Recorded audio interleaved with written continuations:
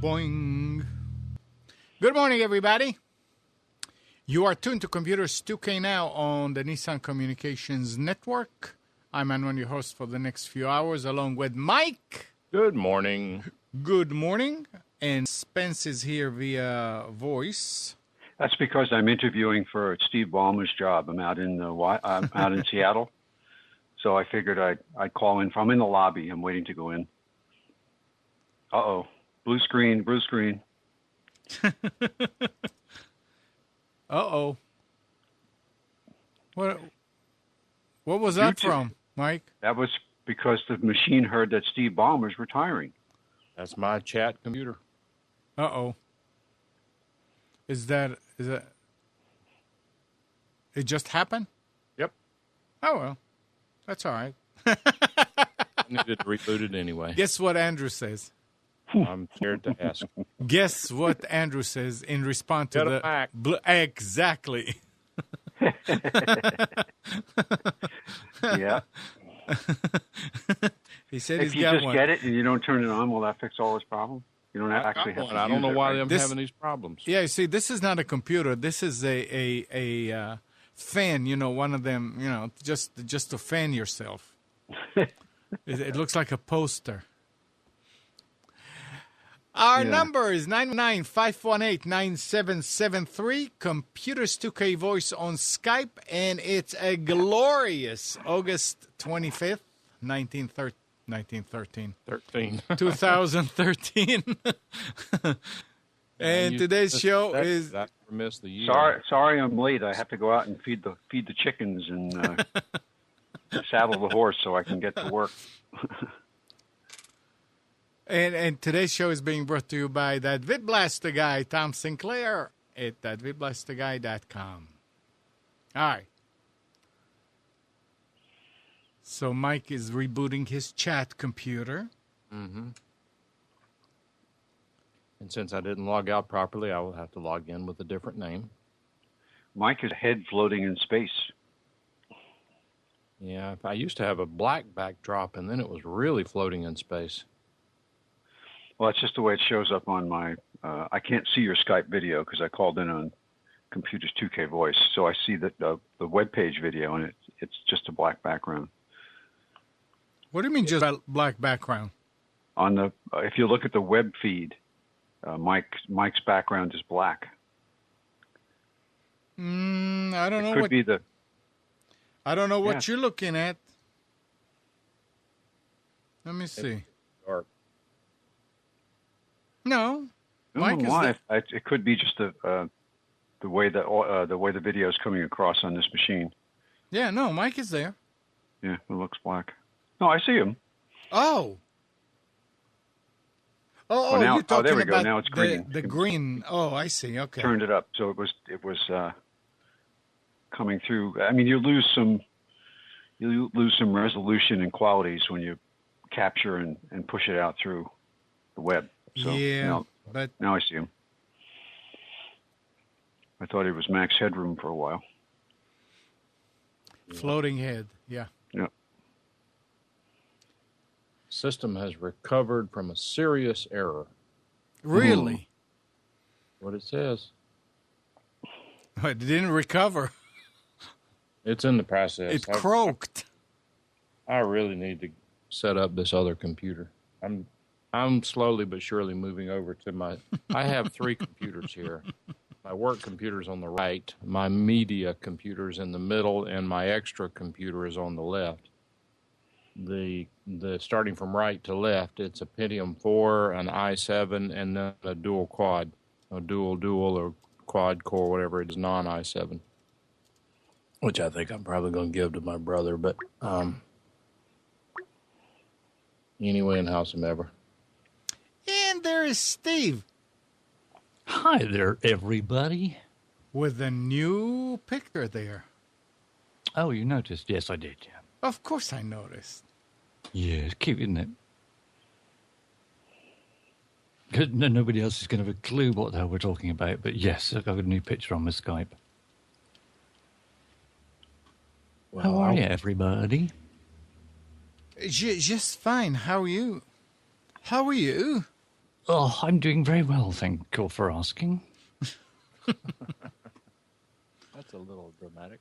Bruce is only on chat.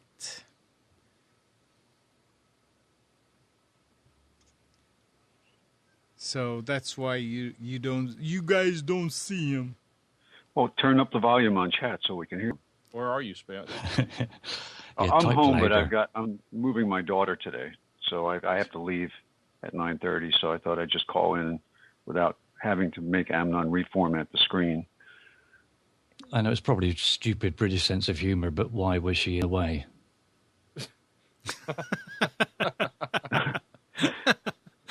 She's been at the bottom of the driveway now for weeks. I got to get her out of there. So You got to keep trying to get the car out. Yeah. Yep. All right, where is this program that says "Why did I crash"? Did you have a blue screen of death, Mike? I did.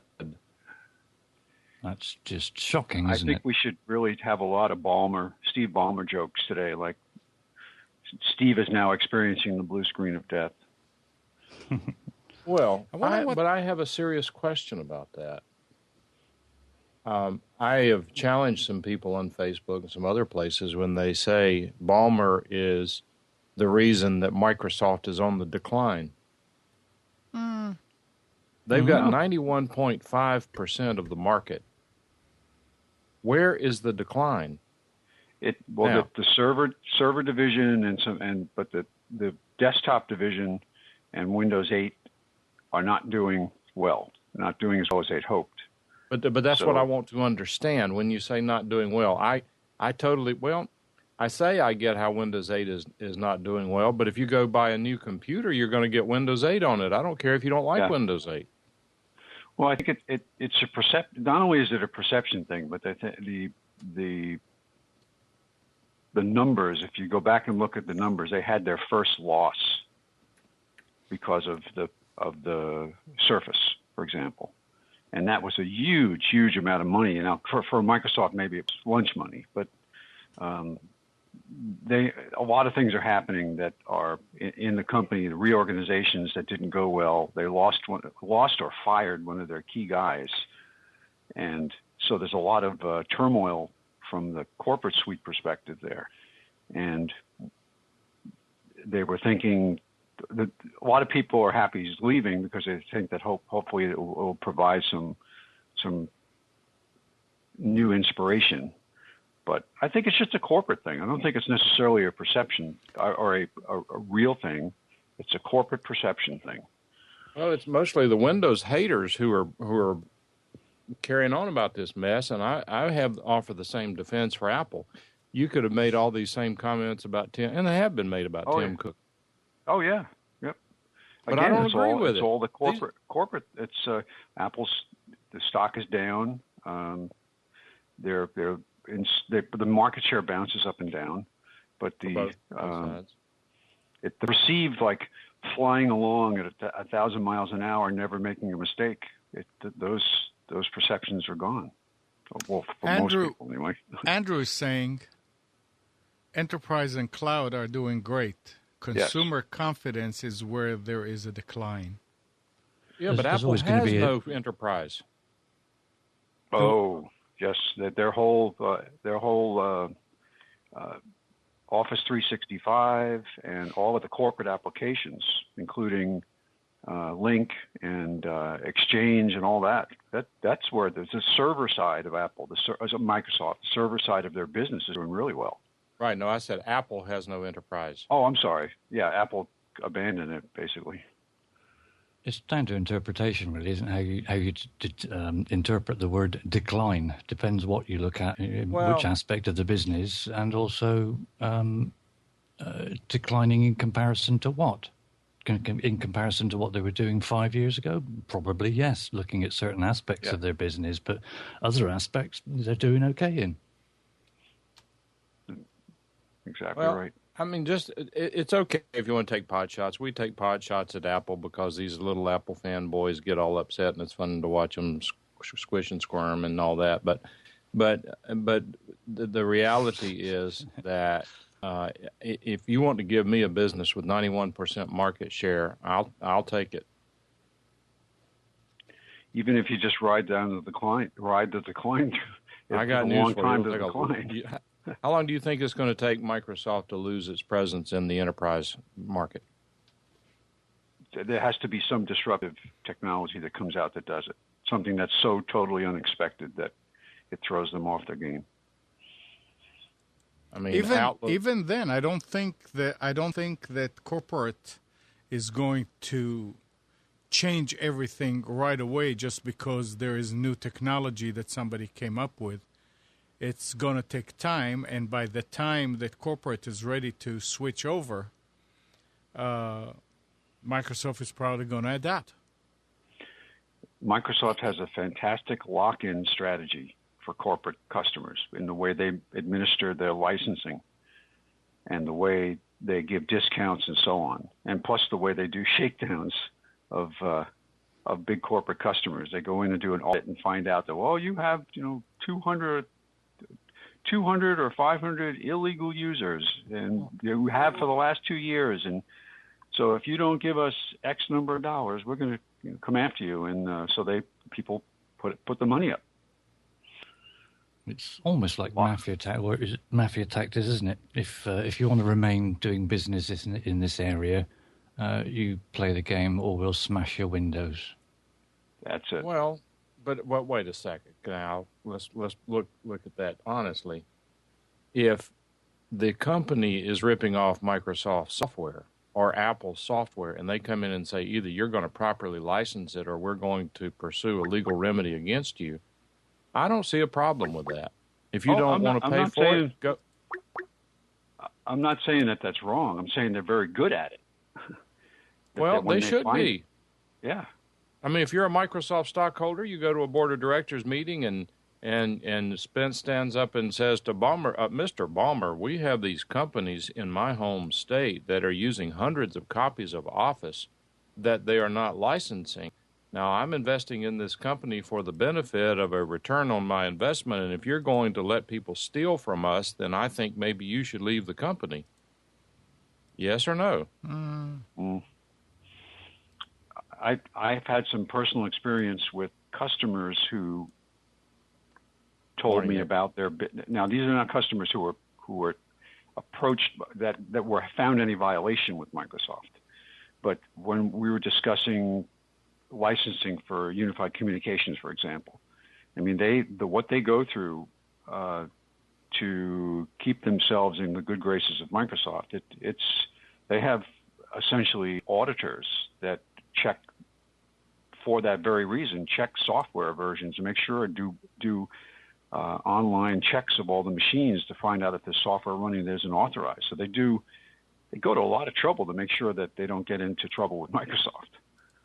So, but Microsoft's strategy for licensing and keeping people upgraded and moving along is, it depends on your point of view. It's either brilliant or scary. Okay, but if you don't like let me preface this by saying, don't confuse me as a Microsoft defender. If they earn the top spot, then they should get to keep it. If they are slack and play games with their customer base like Time Warner and other companies do, they deserve what they get. But that's true for any company, not just Microsoft or any other. Just because they're on top, they don't deserve to keep it with no effort. If they start slacking and stop providing products and want to force me into using an online word processor and I don't want to use online, then they're out of here as far as my personal usage is concerned. I don't owe them anything. They don't owe me anything. But I'm still trying to get, and I guess I'm kicking a dead horse to some extent. Good morning, Nick. But I'm still trying to understand where this decline is. There are problems in in fact, Spence, until you brought it up, it had not even occurred to me recently. But I want to know where this quote unquote decline is, other than what the fanboys are talking about, because people say, "Oh yes, but what about the mobile market?" I had a Windows mobile phone. I hated it. I thought it was a terrible experience. I don't care if Windows ever gets into the mobile phone business in a big way. It's irrelevant to me. There are alternatives. If they come up with a better system that works, doesn't crash, bring it on. Maybe that'll be what I want to use. but the people say, particularly the fanboys will say, yes, but boy, Apple is eating their lunch in the mobile market. Okay, how's Apple doing in the enterprise market? Yeah. And let me ask you this, Spence. Which one would you rather have at this point in time? I don't know the relative numbers, but I'm assuming that if you got a market share that big, you can make money with proper management with either the mobile market or the enterprise market. From a long term, let's suppose you're in this for the next 20 years. Which market, if they're going to let you flip a coin or they're going to let you pick one, which would you rather have, the enterprise market or the mobile market? Oh, the enterprise market, because it doesn't change as fast. Stable. It's going to be there. The money's there. It's not nearly as fickle. Yep. And, so I just don't see where this decline. Where's the decline, Nick? Oh, what, the decline in Microsoft? Yeah, where is the decline? I'm not sure. I'm trying to find it. Do you have it, Steve? Their uptake on the newest operating system is in decline. But you say it's just one aspect of their business, isn't it? Now, I kind of have a different theory than everybody else on Windows 8, though. Okay. I think Windows 8 is similar to the iOS mobile market in the terms of it's something that they have to build on for the future, right? It's not something that is going to the Windows 8 with the apps and how it's going to work on touchscreens, because the manufacturers have to make better touchscreens, keep the price down. I think it's a more future device than it is now. And it's an interesting point that I think Nick is making, and that is, if this touchscreen market really catches on, is Microsoft going to be suing Apple's britches off? Yeah, because right now there's no such thing as an Apple touchscreen desktop. And if this people were like, wow, I like being able to swipe between apps on my desktop and use a keyboard, Windows has got it. Hands down, Windows has it. It's just maybe too early. I think it is, and I think when they made Windows 8, they knew these first few years are going to be rough. I don't think they expected to make this operating system and say, you know what, everybody's going to buy it. But I think if the manufacturers can make better touchscreens, better keyboards, better trackpads, and keep the price down on these devices, people are going to love Windows 8. And that was the criticism that Microsoft had when they were asked why Windows 8 didn't come out of the gate the way that whoever expected. One of the responses that Ballmer made was that he accused the PC manufacturers of not providing the proper platform for Windows 8 to succeed. Why? I know, but it was sour grapes. But, that's what he said. He came out and said, well, had the manufacturers put the platform out there, and the manufacturers came back and said, look, we're not going to come out with a platform that costs 3 times more than what we're currently selling and expect to be successful. We have to provide a full range of price points for different customers. You can't say that every platform going forward, every laptop now has to be a touchscreen. And that's really what you needed to make Windows 8 have a big introduction. So you look at the difference between. Go ahead. No, I don't mean to interrupt you. I think there's a little lag here. Go ahead. So now it's a different platform, but when the iPad came out and the tablet market became established, the platform was designed for the operating system. When Windows 8 came out, the platform was not designed for the operating system. So maybe the coordination with the manufacturers could have been a little better, but I think now that you see half the laptops for sale in a lot of the stores are touchscreens. Like Nick was saying, once that catches up, then I think Windows 8 will do much, much better. Well, listen to this story here from last week. It says on Friday, Dell was selling Windows RT tablets for as low as $300. By this morning, the cheapest one on offer was $479. The difference? The only tablets they're selling now come bundled with keyboards, which may indicate that customers are finding even the Metro-focused RT version of Windows 8 too irritating to navigate by touch alone. If you really want a 10-inch Dell tablet without a keyboard, it looks like you can still get one at Amazon. at least for the time being. So they're not selling any more tablets without keyboards. So what do you... That could be just a horsepower issue too, because the RT was so underpowered. And why did they come out with a different operating system for the RT than they did from the full Surface tablet? That was another. I think that was a mistake that they made that didn't help them. I don't know why. Anybody stupid. knows?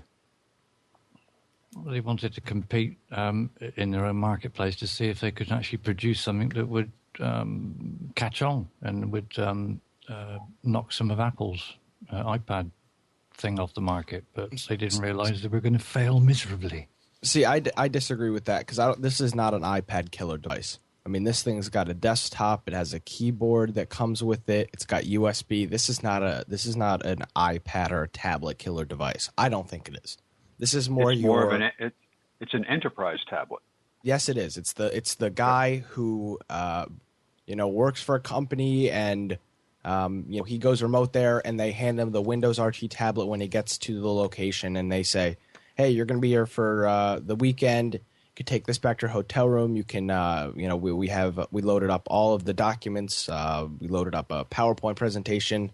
This is what you're going to be presenting on. That's what this device is, not an iPad killer.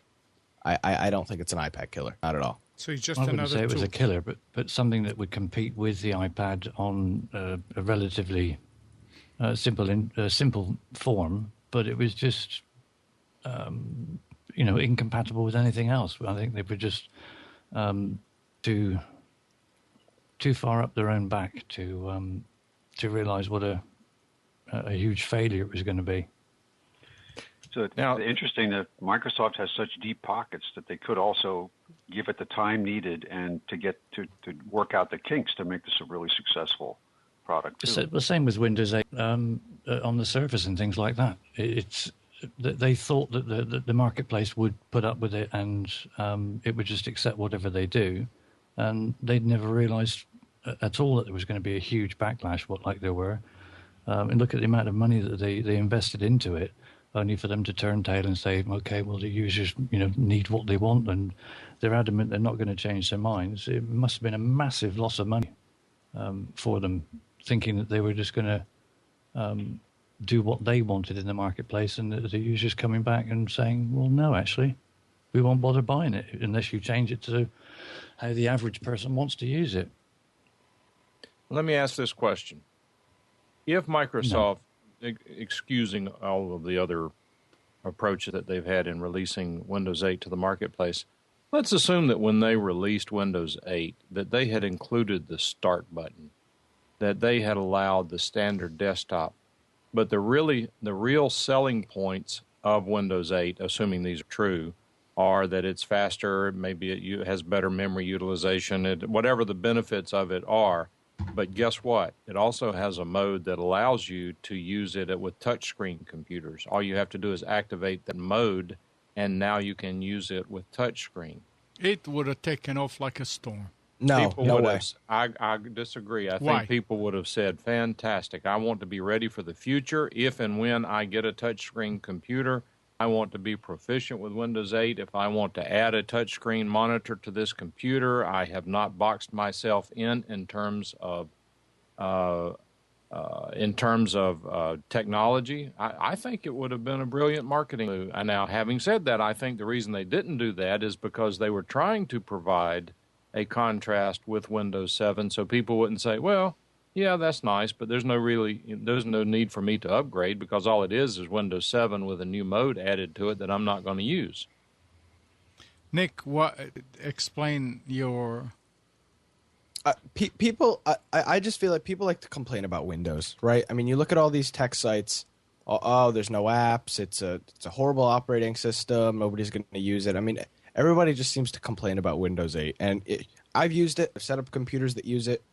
I don't really have too much of an opinion on it in terms of if it's a good operating system or not. But I don't think that them putting us. I do not think that Windows 8 not having a start button caused it to be a miserable failure.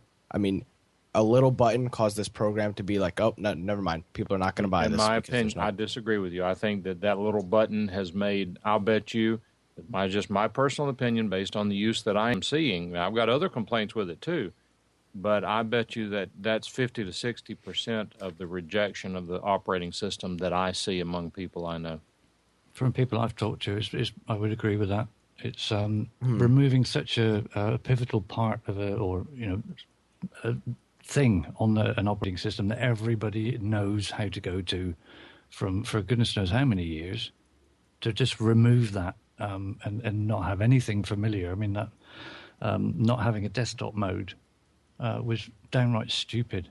Like you say, if they'd have brought in a familiar with the start button and everything else and made more of an advertising campaign about the fact that it is future-proof as far as touchscreens go, and, the devices, they could have pushed into the marketplace, certainly with the price point that they came in at in comparison to previous price points on new operating systems. I think they would have had a much, much, much better success at doing it that way. So let me pose another question now. So what if Windows 8.1 comes out, it's got a start button, can boot to desktop? People aren't going to care. I really don't think people are going to care. No, are you going to run? Are you the second Windows 8.1 is fully out, not dev, on all these Windows machines? Mike, are you going to run out to the store and buy a Windows 8 machine? No, it's not a matter. But that's not the question, though. I don't think. It's the a question matter. is, am I going to take I've got a free copy of Windows 8 over here I've never installed. And the reason I've not is because the times I've played with it, particularly on Rick's house computer, I am totally unimpressed. Every time I want to do something, I might as well switch over to a Mac because everything's in the wrong place. It works a different way. I mean, yeah, there's some common elements between the 7 and 8, obviously, but things are just not where they should be. You cannot even shut down Skype all the way. Maybe there's a way now, but I've not been able to find a way to shut down Skype in the background. To get it to work reliably, I had to install the desktop version of Skype on top of the Windows with the built-in version. It just makes no sense at all to me. Now, but here's, Nick, this is why your input and participation here are so important. Amnon, Spence, and I, and Steve are giving you the old guy perspective. You're the young guy perspective. We're not where the future is in computers. You are.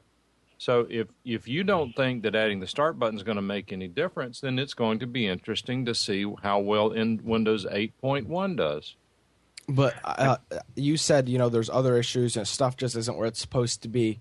That's why I don't think that them launching Windows 8 with the start button would have made too much of it. Yeah, maybe people would have been like, all right, maybe we can give this a try, but there's still other things. It's confusing. To go to the settings, you have to right-click, and there's a bar at the bottom, or you have to go to the upper right-hand corner and click settings on that part. It's confusing.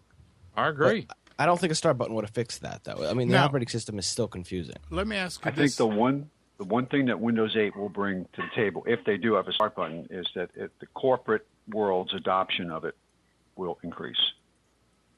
It's being probably. I think that there are still a lot of companies out there that won't go past Windows 7 because they don't have either their investment in desktops is not there yet to support Windows 8 features, or they've got applications or people trained to do things with a certain desktop. And once if they were to add that feature, I think it would make corporate adoption much smoother. Nick, do you use Windows 8? No. You use Windows? Not as a regular operating system. You use Windows 7? I do. Why? I've got... Now, Sorry. why, if I give you Windows 8, will you install it and use it? I have Windows 8. And why is it not installed? Because I use Windows 7 for my gaming computer and my live streaming computer and my podcasting computer, I guess you could say. My power computer is Windows 7. But why not go to Windows 8? I have no reason to right now. Windows 7 is working just fine for me. I think that's using a a lot of people. So you're in the mode of if it's not broken, don't fix it. Oh yeah, I mean I don't know how all my software which is going to act with it. Yeah, but I know a lot of people that are calling and asking if I can build them a computer with Windows 7 on it because they cannot buy one out there with Windows 7 and they don't want Windows 8. And people are calling and say, oh, such and such has for sale. They have 10 machines with Windows 7. If you know anybody that wants it, tell them to. So people are actually looking, and the reasoning is the UI. People it's need to get over familiarity, that. isn't it? All right, Spence has got to go, so we wanted to wish him a good week. All right, Have a good Spence, week, take Spence. care. All right, thanks Okay, everybody. I'll be listening, and if I get a chance to call in again, All right. I will. Sure. Good. All right, thanks everybody. Bye. Bye. All the best, Spence. I think it is right. It's familiarity. People like things they're familiar with. People don't like learning new things, especially when it comes to technology, because they're in a comfort zone that they sort of feel, yeah, okay, I know how this works. I don't have to learn anything new. Everything is familiar, and you pick up one device and another device. In that aspect, Windows 8 and no matter which device you're on, going to be the same is great. That is future-proofing, but they just tried to force it on people when the hardware, i.e. touch screen technology hardware, just wasn't available yet. I went out and bought the Windows 8 laptop purely for the fact that it was Windows 8 and had USB 3, blah, blah, blah, whatever, and I wanted to find out about it in order that, I could be prepared for when people do start coming up and saying, well, I need this machine fixed. Oh, it's got Windows 8 on it. We're all on the call, certainly the people that usually call in are technically minded and usually help other friends and family and relations and things in respect of any problems their computer may have. So we need, as sort of technical people, to have that experience. My personal choice was to install Windows 7 on it because it isn't a touch-enabled machine. So for me, on that current machine as it is now, it's of no real use to me. I can get on better with Windows 7. When touchscreen devices become available at a more reasonable price, I have no question that I'll be putting Windows 8 on it because it does run a lot smoother, it's a lot faster, it's a lot more secure. But for, I think, the average user that is used to Windows Vista or Windows 7, it's too much of a huge jump upwards and a change from what they're used to. And let's take it one step farther. We're told that Windows 7 and Windows 8, the guts is a lot like Windows 7 with a lot of enhancements. Yeah, From what I know, enhanced. it's exactly the same. It's exactly the same. Listen to this story here. Die8 or Die8, it's a German paper. What? Die Zeit. Die8 has Site, access to leaked document from the German government warning that Windows 8 is an unacceptable security risk for sensitive workloads. Oh, no. And they said that in particularly of concern is the inability to opt out of TPM 2.0 usage, whatever that is. What is TPM 2.0? Anybody knows? No idea. But here it is, the government, and you can take it with a grain of salt, but a government is telling Windows 8 is a security risk. Now, why? If it's the same as Windows 7, then how come Windows 7 is okay and Windows 8 is not? I don't know. I mean, it was just interesting to see this. Okay, so TPM Or is it politically driven? I don't know. Amnon, can you ban puppies from chat? I think so. Go so ahead, guys. Let's see if you can do that. TPM is support for additional cryptographic algorithms, so stuff with encrypting stuff, I guess. That's what I would assume it is. Yeah.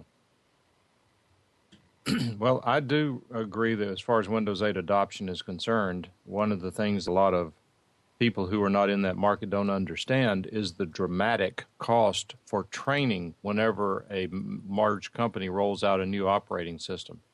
That's one of the reasons why Microsoft, and I think wisely so, allows their enterprise customer employees to buy their applications and operating systems from time to time for like $10, $15 each. And the idea is they want them to take them home and use them, become proficient with them, which saves the company training time and further endears the company to the Microsoft product.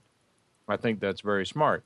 If you roll out Windows 8 in any company, just because people are not computer proficient does not mean that they are not brilliant at what they do for that company. You can take someone who is a genius in a certain area. I don't know what department. It might be in production. It might be in sales and marketing. I don't know where it is. But just because that person is extraordinary, that does not mean that they're going to be a computer expert, nor do they want to be. So what that all resolves to is that you introduce a new operating system. Now the IT trainers have to come in and sit with them and show them how, oh, yes, well, you used to hit the start button. Now all you have to do is wave your hand and move your elbow, and things will pop up, and then you have to drag it over. But, you have to do it quickly because it will not come off the screen if you don't do it quickly. And by the way, don't let go of the mouse. Oh, no, wait a minute. That's a right click. You have to hold the mouse on that one. It's just not to their benefit.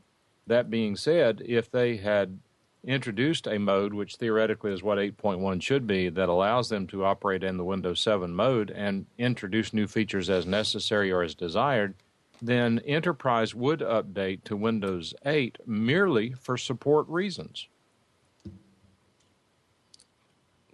Okay, so I had 2 Windows 8 experiences last week. The first one was with my grandfather. He called me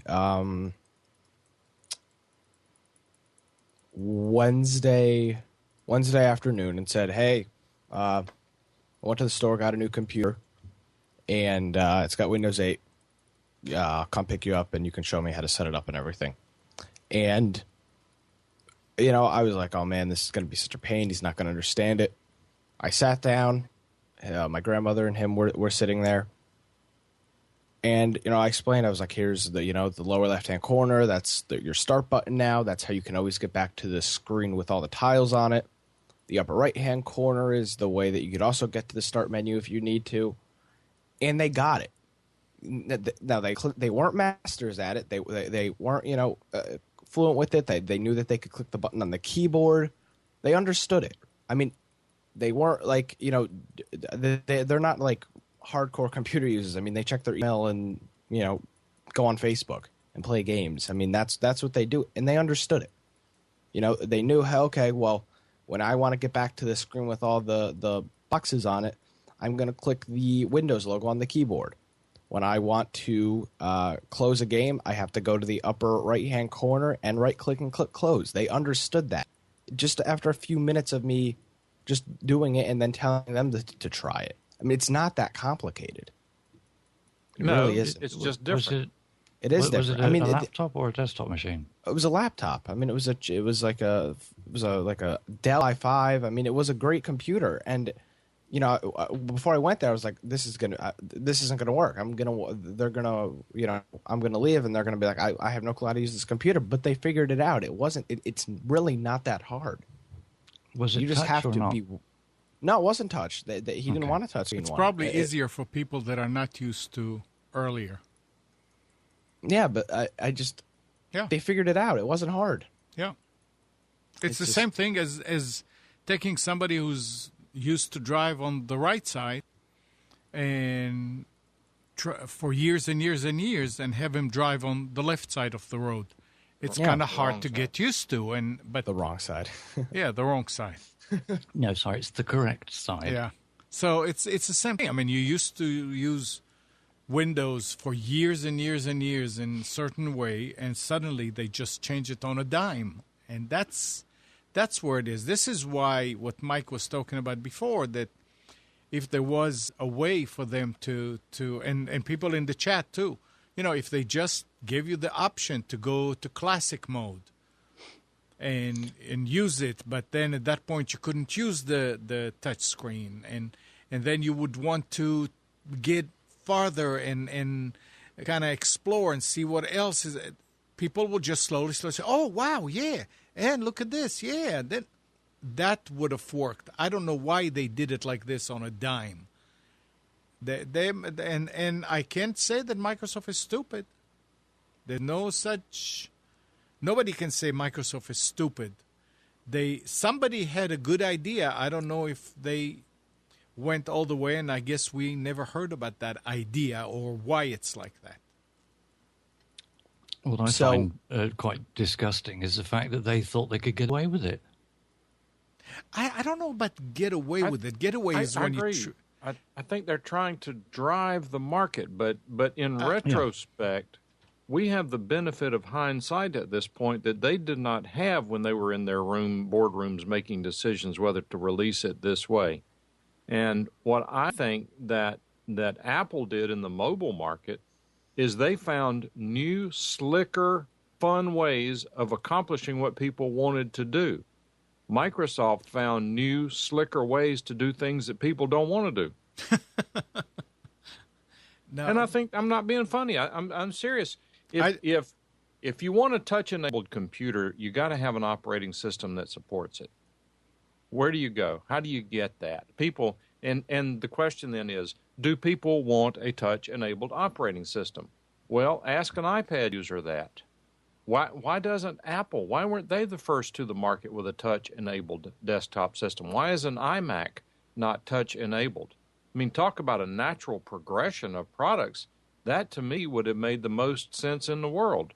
But no, Microsoft says we're going to do an operating system and we're going to tailor it for the touch market whenever there is no touch market yet. But I think Metro works really nice without a touch screen. Say that again. I think Metro works really nice without a touchscreen. I don't think you need one to use it.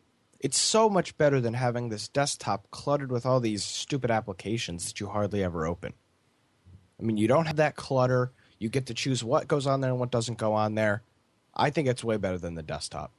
I don't like it. You choose whatever you want to put on your desktop. You don't have to leave all those apps. No, but it's like, you install a program. It creates an icon. It creates a shortcut on the desktop. You know, you're trying to do something quick. You're trying to write up a quick text file to put on a web server. You right click on the desktop, create text file, rename it, type in it, upload it. I mean, that's stuff that just your desktop gets cluttered. That doesn't happen with Metro. I don't think, and they're live updating. The main thing there, Nick, is that the younger generation that are used to smartphones and portable devices like that are generally saying, this is what we're familiar with, where you're looking at people perhaps over 40 that are saying, well, no, the old way is the way we're familiar with. And like I say, we don't want change. The more older you get, the less change you want. Whereas the younger generation that have grown up and are used to everything being smartphone, touches and whatever else is what they expect it to be. So there is a wide gap there, which... as Mike said, on looking back on hindsight, would have been better to make perhaps 2 or 3 steps to get to the point where they wanted to go, rather than just having one huge great leap like there was, because it's bound to alienate people. Huh? It's kind of like teaching somebody to swim. You can throw them off the pier for the first time, and they may learn to swim.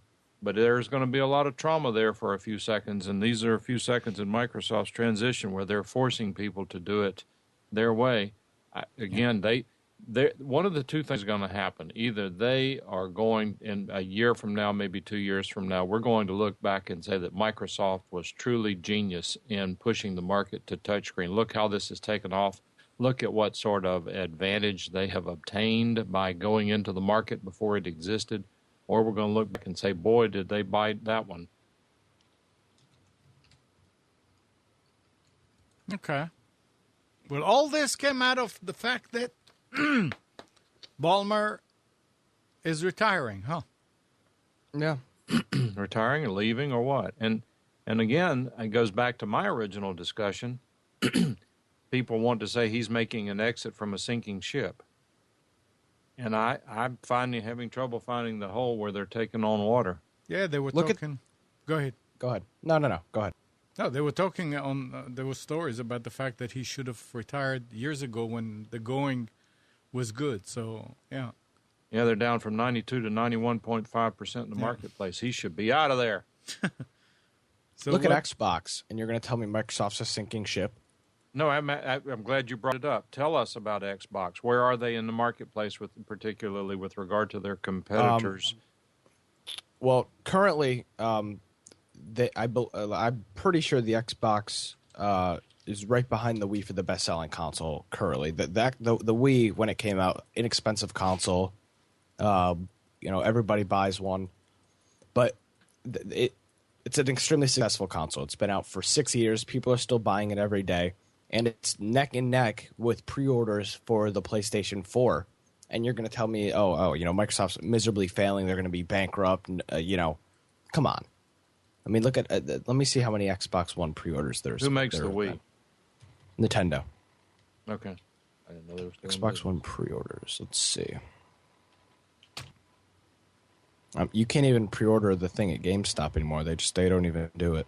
Pre-order. Let's see. GameStop expects Xbox One launch to be the biggest ever. So where is it? Where is the company taking on water?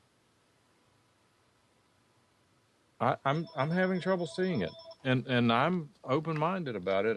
I am not a Microsoft defender, and I don't like some of the things that they do, but that doesn't mean that they're not successful. Yeah, Amazon broke a pre-order record with the Xbox One and PlayStation 4. Wow. Yeah, and this is Amazon that sells everything. But no, Microsoft's going downhill as quick as possible. Well, according to Slashdot, this is what Ballmer said. He said, there is never a perfect time for this type of transition, but now is the right time. My original thoughts on timing would have had my retirement happen in the middle of our company's transformation to a devices and services company. We need a CEO who will be here longer term for this new direction. Ballmer, who's 57, has been Microsoft CEO since taking over the role from Bill Gates in January 2000. Boy, it doesn't seem that long that it's been that long ago. I mean, 13 years. The board of directors has formed a committee to find a replacement, and that doesn't mean that he's doing it in 12 months. He's doing it within the next 12 months, which may happen next month. But he will be the CEO until a new one is found. Now, here, question about Ballmer's fitness to remain CEO have been circulating for the past several years, particularly after the company struggled to get a foothold in the mobile market. It will be interesting to see how this affects Microsoft stock prices. Upon retirement, Ballmer will be able to cash out hundreds of millions of dollars worth of Microsoft stock. And we saw that the stock actually did better, right? Yeah, it was the day that they announced it, which was, Friday? Yeah. It was up. I think it was up like 2.5 points at the end of the day. Yeah, I mean, it's new blood always does good. And it's not like some new CEO. I don't believe a new CEO is going to take Microsoft in a completely new direction. It could take the new CEO could take a division of Microsoft in a new direction. Yeah, maybe they'll take the mobile. They division, should. but, Yeah, absolutely. But how do you? I mean, look at Microsoft. You've got Office, you've got Xbox, you've got Windows desktop clients, you've got Windows Phone. I mean, there's a million different branches of Office, and then you've got Enterprise, which is like Microsoft Access and stuff like that. I mean, there's a lot for him to do, and he can make decisions and take certain divisions in certain way that will not really bring down the company, and he can play and try, and that's the thing that you have to do. Now, I do think that Microsoft is going to have to get its act together in the mobile market, or they're going to get into trouble. Okay, now what do you mean by get their act together? Like, what do they need to do? Get a bigger chunk of the market. What percentage of the mobile market is Windows Mobile? Oh, let's take a look.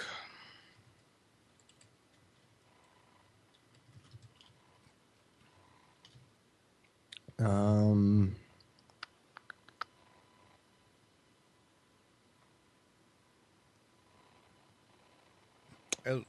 2013. Windows Phone's got 8% of the market. That's irrelevant for Microsoft. They want 80%, right? Right. Yeah. Now, Where's Apple? I don't even know this thing. It says, oh, never mind. No, that's millions. This is, I think, a market share. No, this isn't even right. I would assume Apple's probably, what would you say, 60% of the market? Probably. I don't know. I've heard that Android had passed them. So I don't think they can't be over 50%. Well, here we're talking. Oh, yeah, but that's right. Android is also tablets and stuff like that. Yeah, I can't find a graph that actually shows me market share. The bottom line is it ain't Microsoft. No, it's not Microsoft. But Mike, when the original iPhone came out, what year was that? 2005, 2006? Sounds right. Say again. I got distracted. I'm sorry. The original iPhone, when it came out, 2005, 2007. Okay. What was the discussion then? What were people talking about then? It was all enthusiasm, as I recall. Okay, so now people didn't complain about not having apps. Because the original iPhone did not have an app store. There were no apps. Well, now I was not a. That's because I was not a user, but I don't remember anything but enthusiasm about it, and the App Store didn't exist because there really wasn't the app thing going on. So I remember a few people at the station got an iPhone that Friday. I think it was released on Friday, and it was wow. I got an iPhone. I need to set it up, and then what happened is that the reason why they wanted it and why they were bragging about it was because, look, I can put my music on it. It wasn't because I can run this or I can run that or I can do this with it or I can do that with it. It was a phone, and you could put your music on it. You didn't have to have a phone and an iPod, which people carried back then.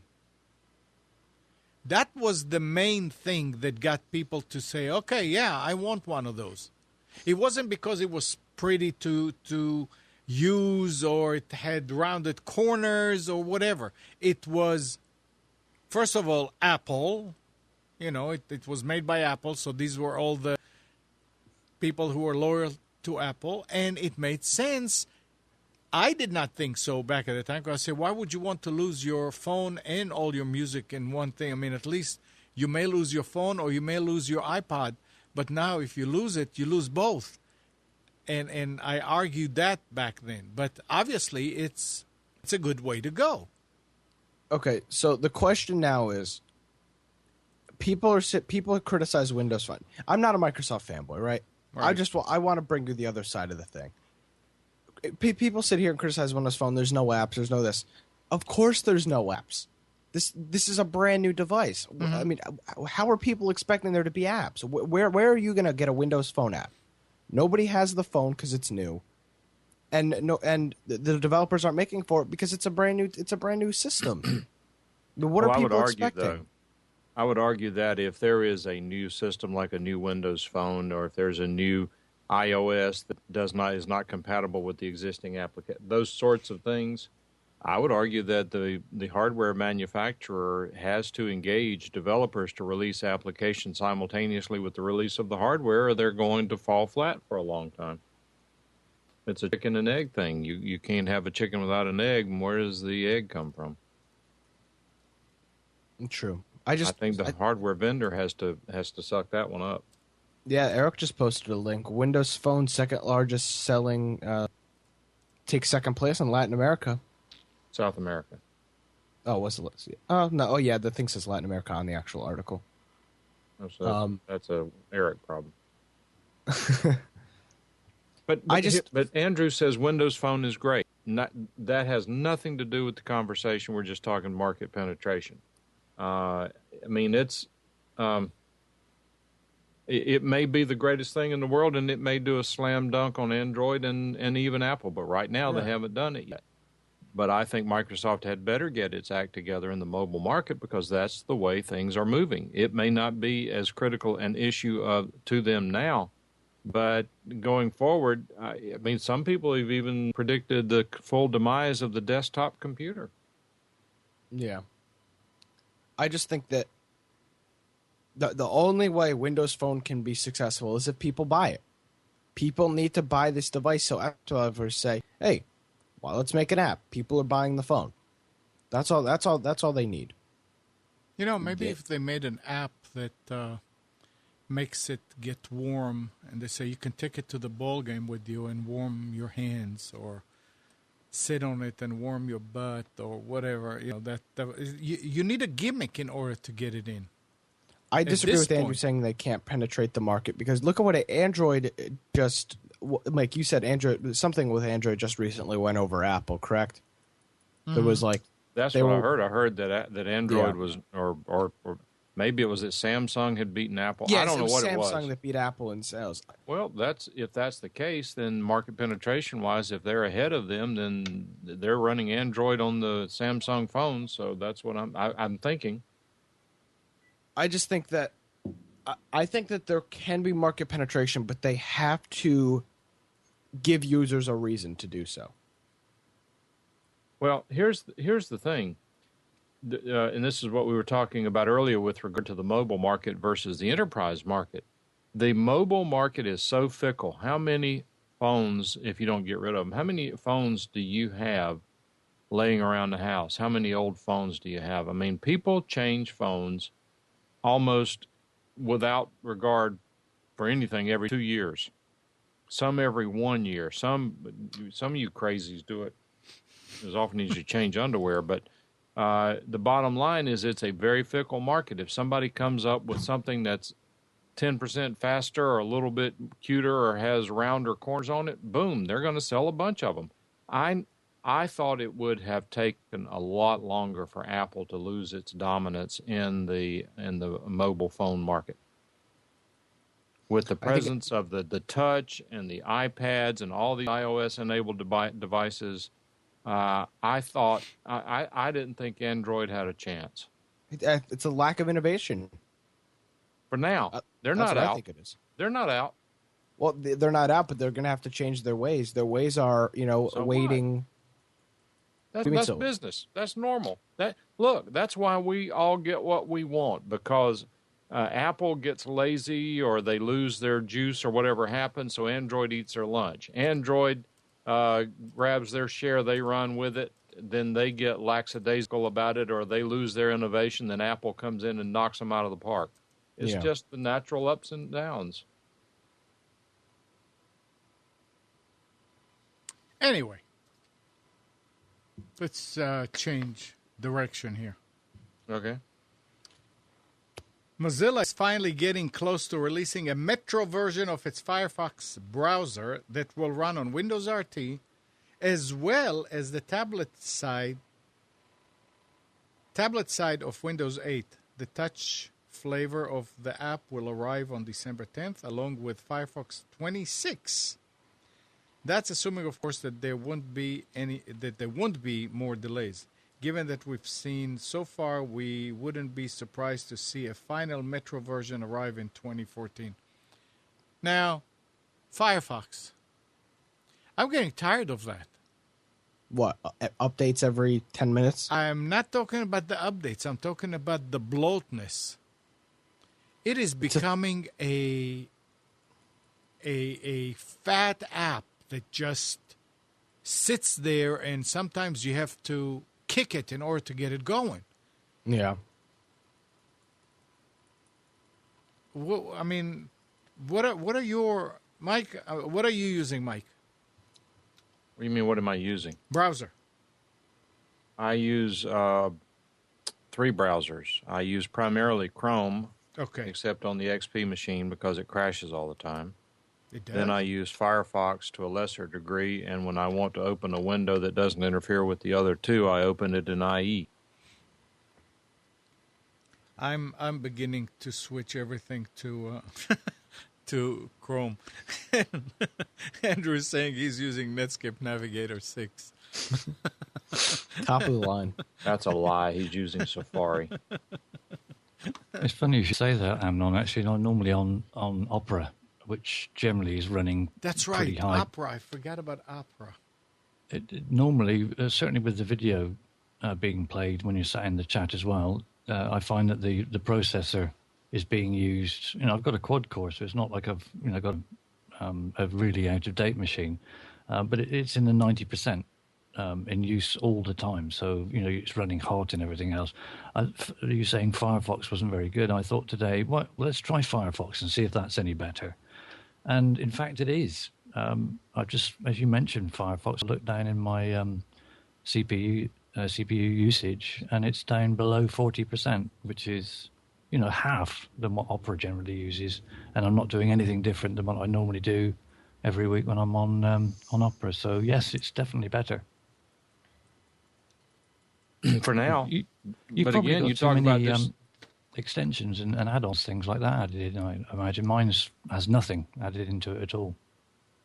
Mike, you were saying? These browser wars are the same as that we're talking about between the Apple and the mobile market, about how they switch horses in the horse race, who's in the lead.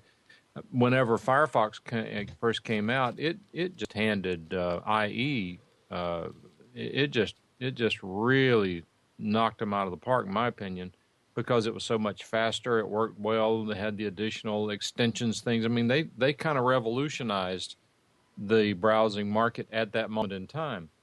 Then they keep adding so much crap to it that it becomes so bloated that it's easier to use IE. Then Chrome comes along and says, okay, we're not going to do what you're doing. We're going to streamline it and work.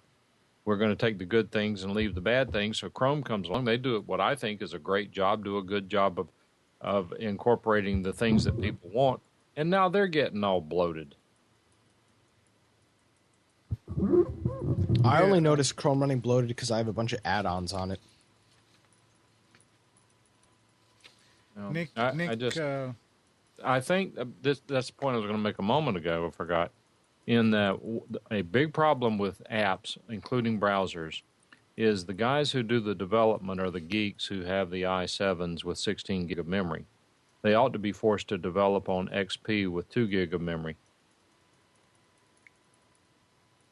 Nick put the link there, and the story goes that about 600 students will enter Lynn University freshmen. Is that the one that you were talking about, Nick? Yeah. The freshman class this year, the largest since 2007, and they will all be using iPad minis instead of textbooks. The iPads will cost $475, saving students up to 50% of what a semester worth of textbooks would cost. Estimates Lynn students will be able to access core curriculum classes on their iPads that are enhanced with custom multimedia content and will come with at least 30 education, productivity, social, and news-related iOS apps, some free and some paid for by the university. This seems to be the beginning of a new era for American colleges. The Boca Raton University is not the first to give iPads to students. Look at it and say, give. Instead of textbooks. Back in 2010, New Jersey-based Seton Hill University announced it would give students the tablets rather than books. I wonder what's going to happen with the publishers and all these companies of textbooks at this point. But we all remember this is how Apple started. They would really give incentives to school to buy Macs, well, even before Macs, the Apple II, to get them into the school because they figured that those kids, once they graduate or they go home, they will tell the parents and everybody, oh, yeah, Apple, Mac, Apple, Mac, Apple, Mac. So you kind of wonder, okay, so they give them iPad minis. Did they look at others? Did they get it's having interesting. said that, I don't know if the mini or the full size iPad is the right one. As far as pad computing is concerned, I don't know of anything any better than an iPad. iPad's awesome. It's a great device. So I don't have any problem with their choice. Whether the mini's big enough for most people, I don't know. Do they have the option of upgrading to the full size iPad? If let's suppose they have visual issues, they can't read the mini as well. I don't know about all that. But I will tell you again, I don't know if it was Nick, Sean, or Joe. One of the young guys said it just as a candid remark in a discussion this past week. Books are stupid. Probably Sean. Yeah, he doesn't know how to read, but I mean, but this is the young attitude. Books are stupid. They're comfortable doing it. If my only choice was to use an iPad for a textbook, I may get used to it and like it, or I may hate it. I don't know yet. But whenever you grew up with these devices, it's probably not much of a transition for these guys. Right. Well, I think it's more than just the transition. It's more of just, I mean, I'm lugging around 15-pound textbooks. I mean, it's a pain. Yeah, that's another good point. I mean, absolutely. There's teachers that will assign something in the textbooks every night, and it's like I have to bring this book, school to back every night. It's a pain. It's annoying. Yeah, imagine all the people that will not have back pain or back issues. Yeah, I mean, that's awesome not to be like, all right, these are my books right here. But the interesting is last week we were reading that story about, or 2 weeks ago, about whether, the people that took a laptop to school got lower marks than others. And Nick, you said, yeah, because, I'll be checking email, I'll be doing that, I'll be doing that. And here they tell you that what comes on these machines, among other things, they have custom multimedia content, which could be related to the actual school stuff, but there's also going to be social news and news-related iOS apps. Why? Why do you want the kids to be at school with social and news? I mean, you're giving them textbooks. You give them a book. But you're giving them options to do other things, and that's what's important. Yeah, but that's where I think the problem is, and last time you agreed. You said, yeah, I will not concentrate because I'll be checking my email. Yeah, but in college it's different because in college you have a laptop with you anyway. I mean, you're almost required to bring a laptop to class. Oh, you are, yeah. So, I mean, if you're already going to be unproductive with a laptop, it doesn't matter if you're going to be unproductive with an iPad too. Good point. Yeah, good point. But my school recently changed their cell phone their electronics policy. So last year it was you can use your phones during mid-morning, which is a break that we have after third period, about 10 minutes after 10, and during lunch. That was the only times you could use it. Not in the hallway. Teachers were permitted from allowing students to use them during class, and I got a letter from them Thursday or Friday saying that they've changed that, and now that students can now use them in the hallways between classes. And now it's the teacher's choice if they want students to use them, and I think that's pretty interesting. You mean in class? In class, yes. The teacher has the choice to let. I'm just imagining a teacher saying, like, "Hey, if you have a tablet, bring it in. Let's do a project. Or if you have a laptop, bring it in." That's what I'm thinking, and I'm kind of interested to see how this is going to go. That would be interesting. Because, I mean, there's a lot of younger teachers that I think would be more interested and make the students interested in projects that involved, doing something on your smartphone or doing something on your tablet. I think it'd be more interesting to the students. This is interesting what Eric is saying. He says that Japanese junior high school students cannot use their phones at all during the school day. High school is pretty much the same. No hallways and, of course, no class at all. The teachers will take them away from them. That's what it was before if you were using it in the hallway, which everybody did, so there's really no way to enforce it. Teachers would just take it.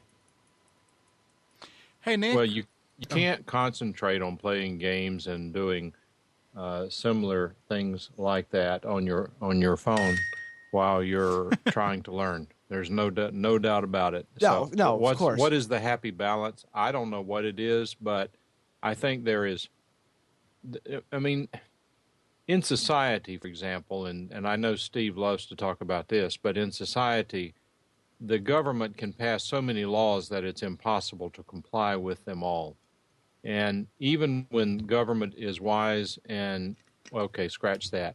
Sometimes laws are passed that more people break them than follow them. And even government in its wisdom, no, government will then take a look at it and decide, wait a minute, this law did not have the impact we thought. More than 50% of the people are violating the law. We need to change the law because that's not our objective, is to find everyone guilty.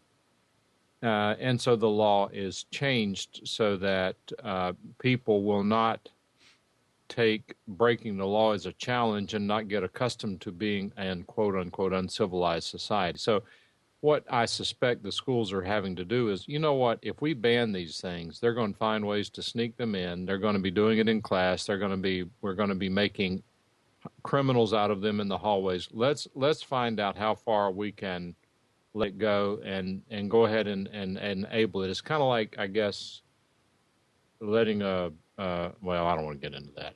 It's the idea is let's accommodate as much as possible, and maybe then we can better enforce those off-limits areas like the classrooms where they really do need to be focusing on the course material. Yeah, I mean, I think that was the true benefit of it, was like there's so much going on during the day. I mean, during the day, I check. I use an app called Feedly, which is a Google Reader replacement. I check that during the day. Emails, phone calls, text messages. Why shouldn't I be allowed to check that stuff between classes? I'm not learning anything between classes. Nothing about school is going through my mind between classes. I'm glad that they changed their ways, because now I think less people. I will be less likely to use it in class now that I know that when that bell rings, I can use it. You're less likely to use it nefariously, since you can just wait a little while and use it with their blessing. Yep, for 100%. I won't have to. We'll see if that holds, though, because, again, getting back to government, there's a line of thought that says if you leave the speed limit at 55, people are going to do 65. If you put it at 65, they're going to do 75. It'd be interesting to see. Well, if we let them use it in the halls, now it's going to be that much easier for them to use them. Maybe we just need to make sure they don't even bring them to school. Yeah, I mean, it was at the point before where, because you couldn't use them at all during the day without getting in trouble, it's like the teacher steps out of the room for a second to go to the room across the hall to get a marker or something. Everybody pulls out their phone because it's like you're told, nope, this is bad.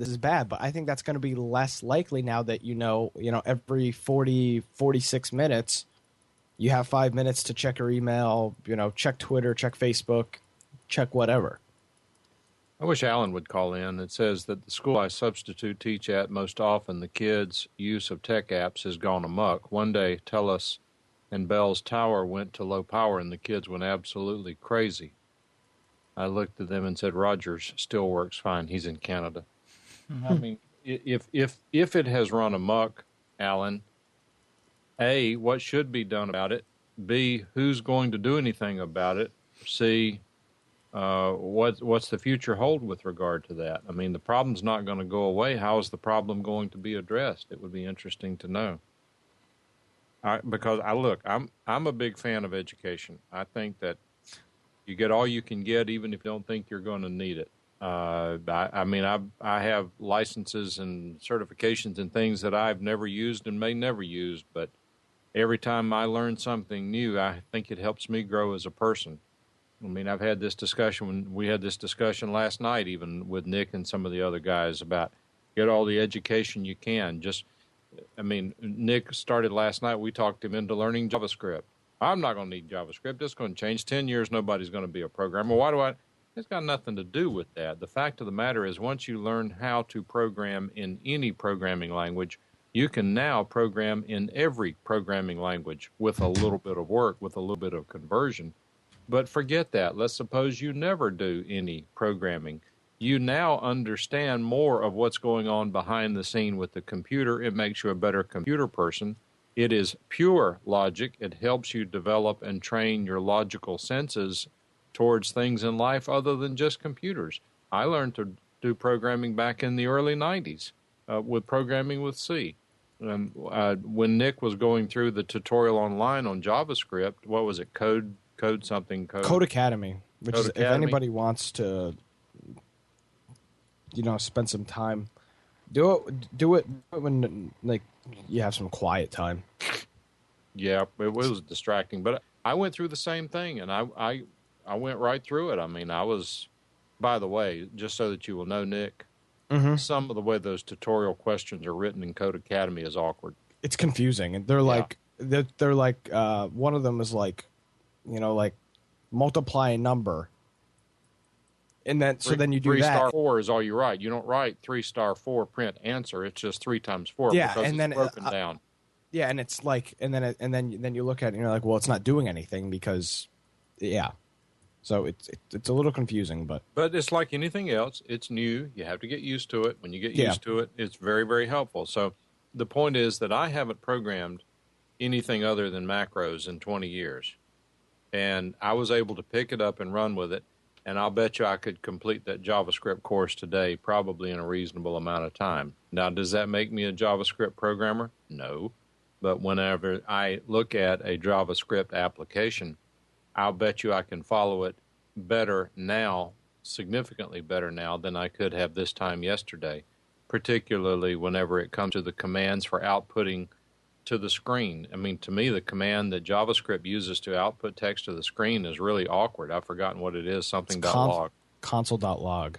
Console.log, put it in which is parentheses. awkward, but who cares? Yeah. I mean, it's a printf to print to the printer and in C, and I mean, each has its own command, but once you learn what the corollary is, you just use it and go with it. Hey, Mike? Yep. You want to give a shout to Brad Staggs?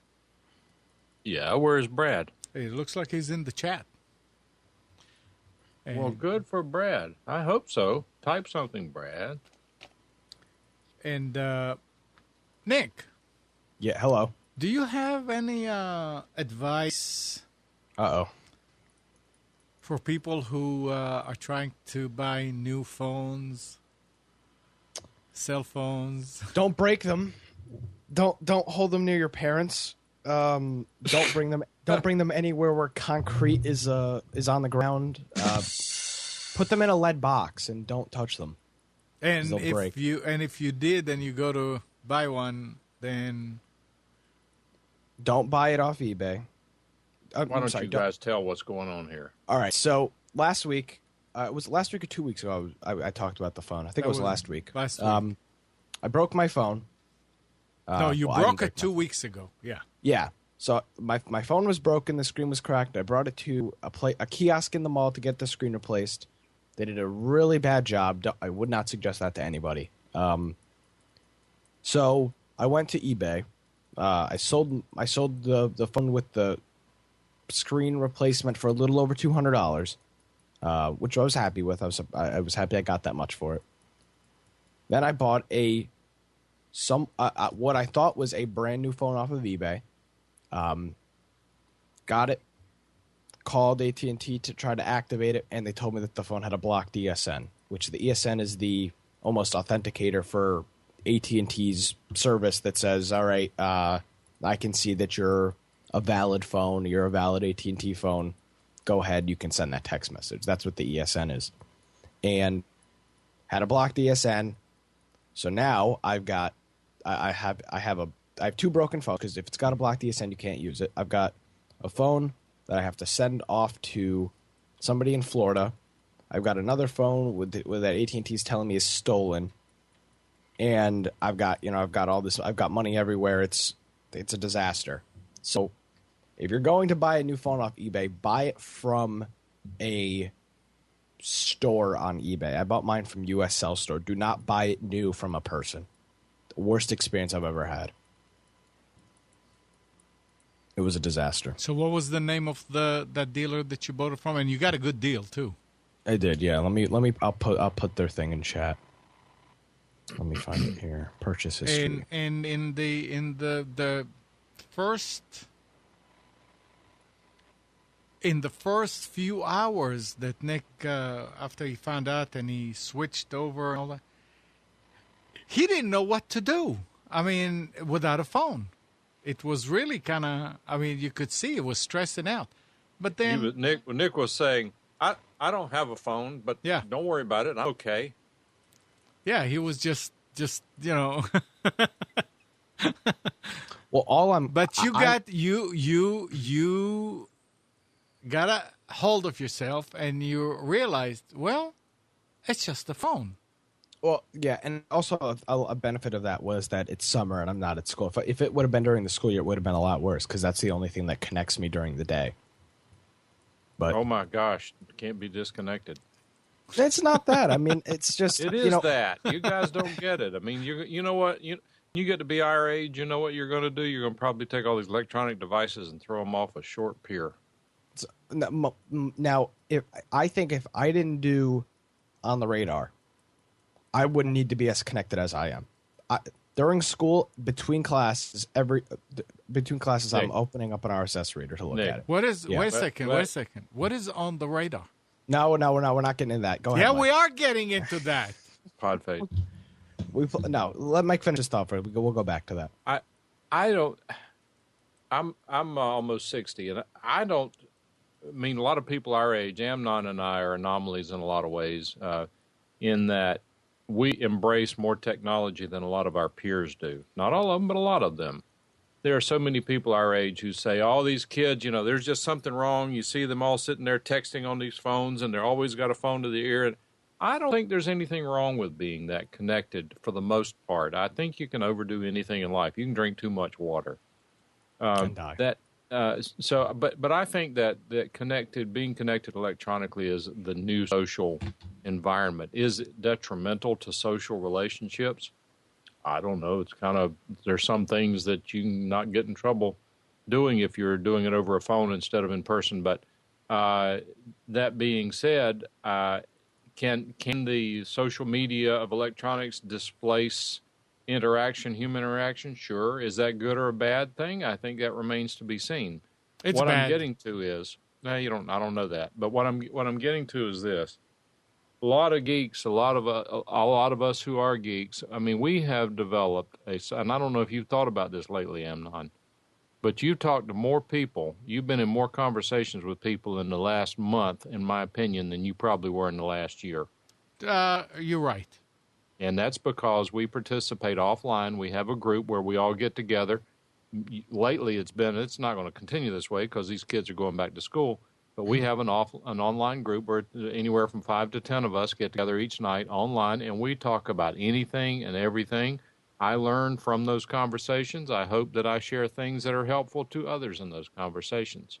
Whenever you look at the diversity of people in that group, it's from age 15 to well over 60.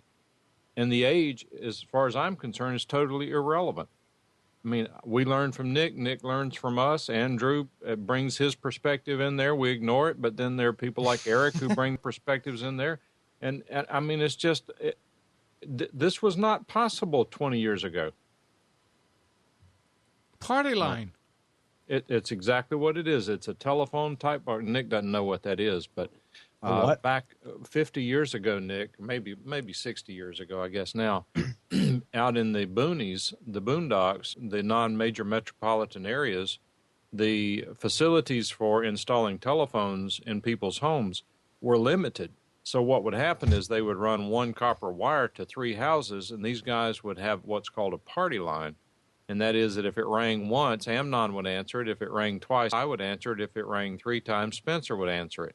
The trick is that these were just extensions of the same phone line. They were called party lines. And what that meant was that if I'm on the phone, Amnon picks up on the phone, he can listen into my conversation. It was sharing those facilities. That's where the term party line comes from. And in essence, and what happened was that in certain communities in those days, I think I'm correct in saying that a social aspect actually developed around these phones that people would, neighbors would get together and talk to fourth parties, like 3 people could get together in the neighborhood by each getting on their phone and talking to someone far away. And maybe that person had a party line and they might have 3 people on one end, 3 on the other end, and they've got one telephone line. And it developed as a social aspect of talking on the phone. Is that accurate, Amnon? Yeah. Okay. That's Alan pretty cool. says he remembered people near him with a party line as late as 1985. And Brian says it's early IRC.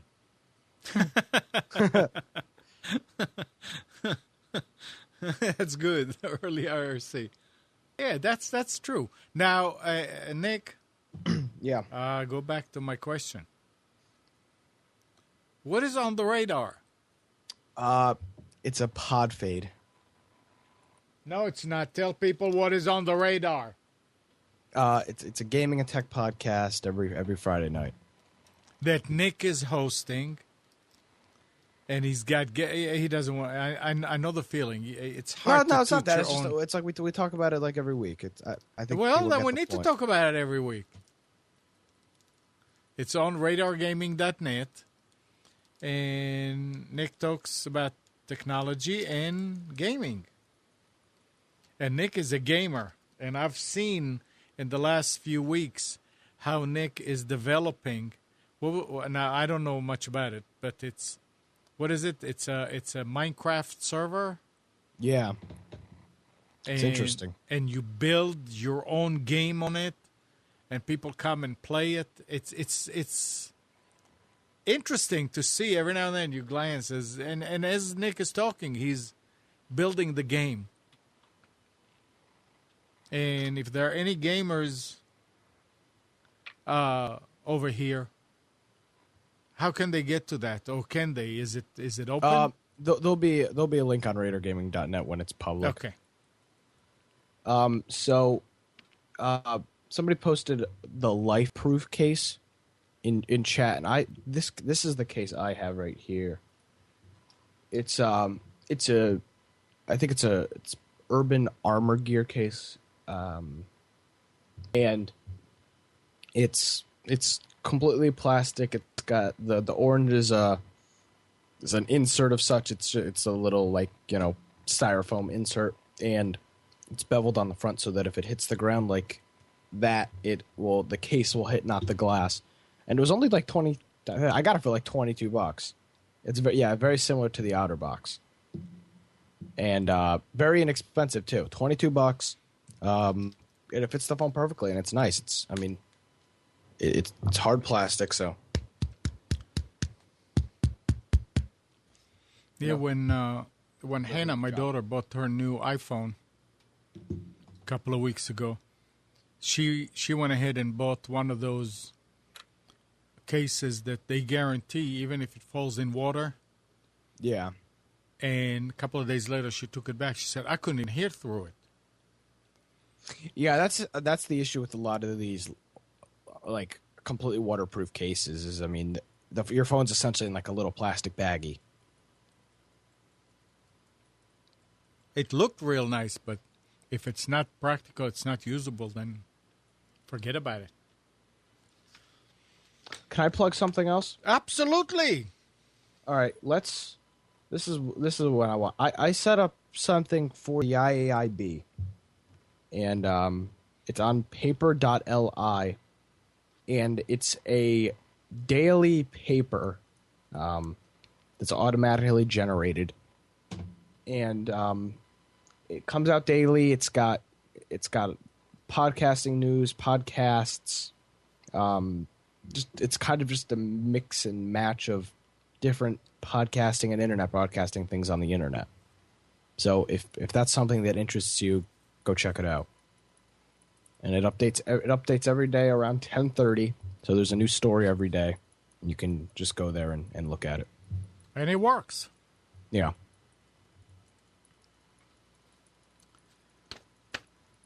All right. Gene says, not good for me since I do a lot of boating and jumping into the eater. And he says that should be water. Okay, Gary, you're getting stuck on your key here. What key does that? What key gets stuck? It's up called key? the enter key in the right hand hitting it. How does I that don't work? No, I he's don't doing it on understand. purpose. Yeah, it's on purpose. I don't understand that. because the enter, when there's nothing in the text box, it won't do anything. You'd have to do Up you can't even do up. You have to do arrow up, you'd have to do enter, up arrow yeah. enter. Yeah. Yep. Maybe I do need to ban Wayne. Wayne. Control V enter. Steve. Hello. I'll be right back. Says Britain is running a secret internet surveillance station in the Middle East.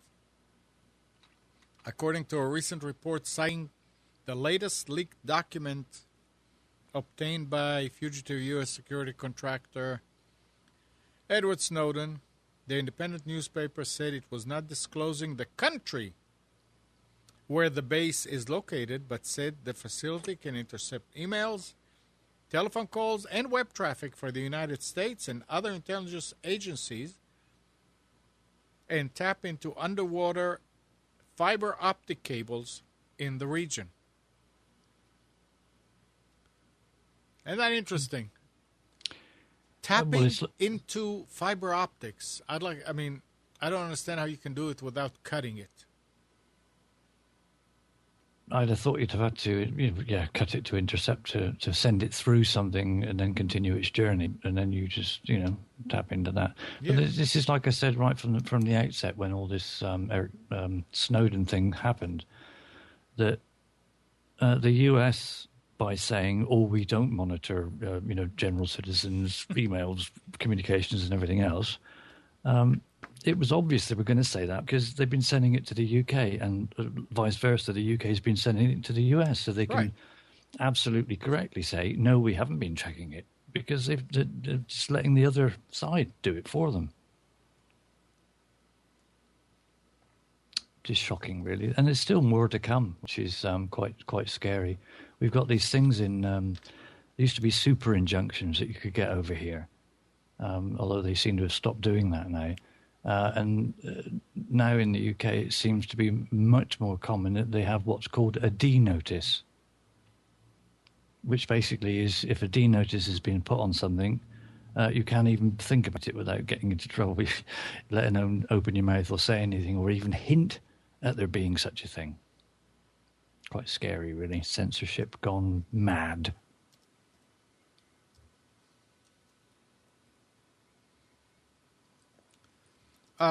Here's something for Mike and you too, Steve, and everybody else. Lawrence Lessig has teamed with the Electronic Frontier Foundation to sue Liberation Music, which recently demanded that YouTube take down a lecture Lessig had posted that features clips from a song Listomania by the French band Phoenix, and they are on the Liberation Music label. Liberation claimed copyright infringement as a reason and demanded the takedown. But in his countersuit, Lessig is claiming Liberation's overly aggressive takedown violates the DMCA and that it should be made to pay damages, according to Ars Technica. So if you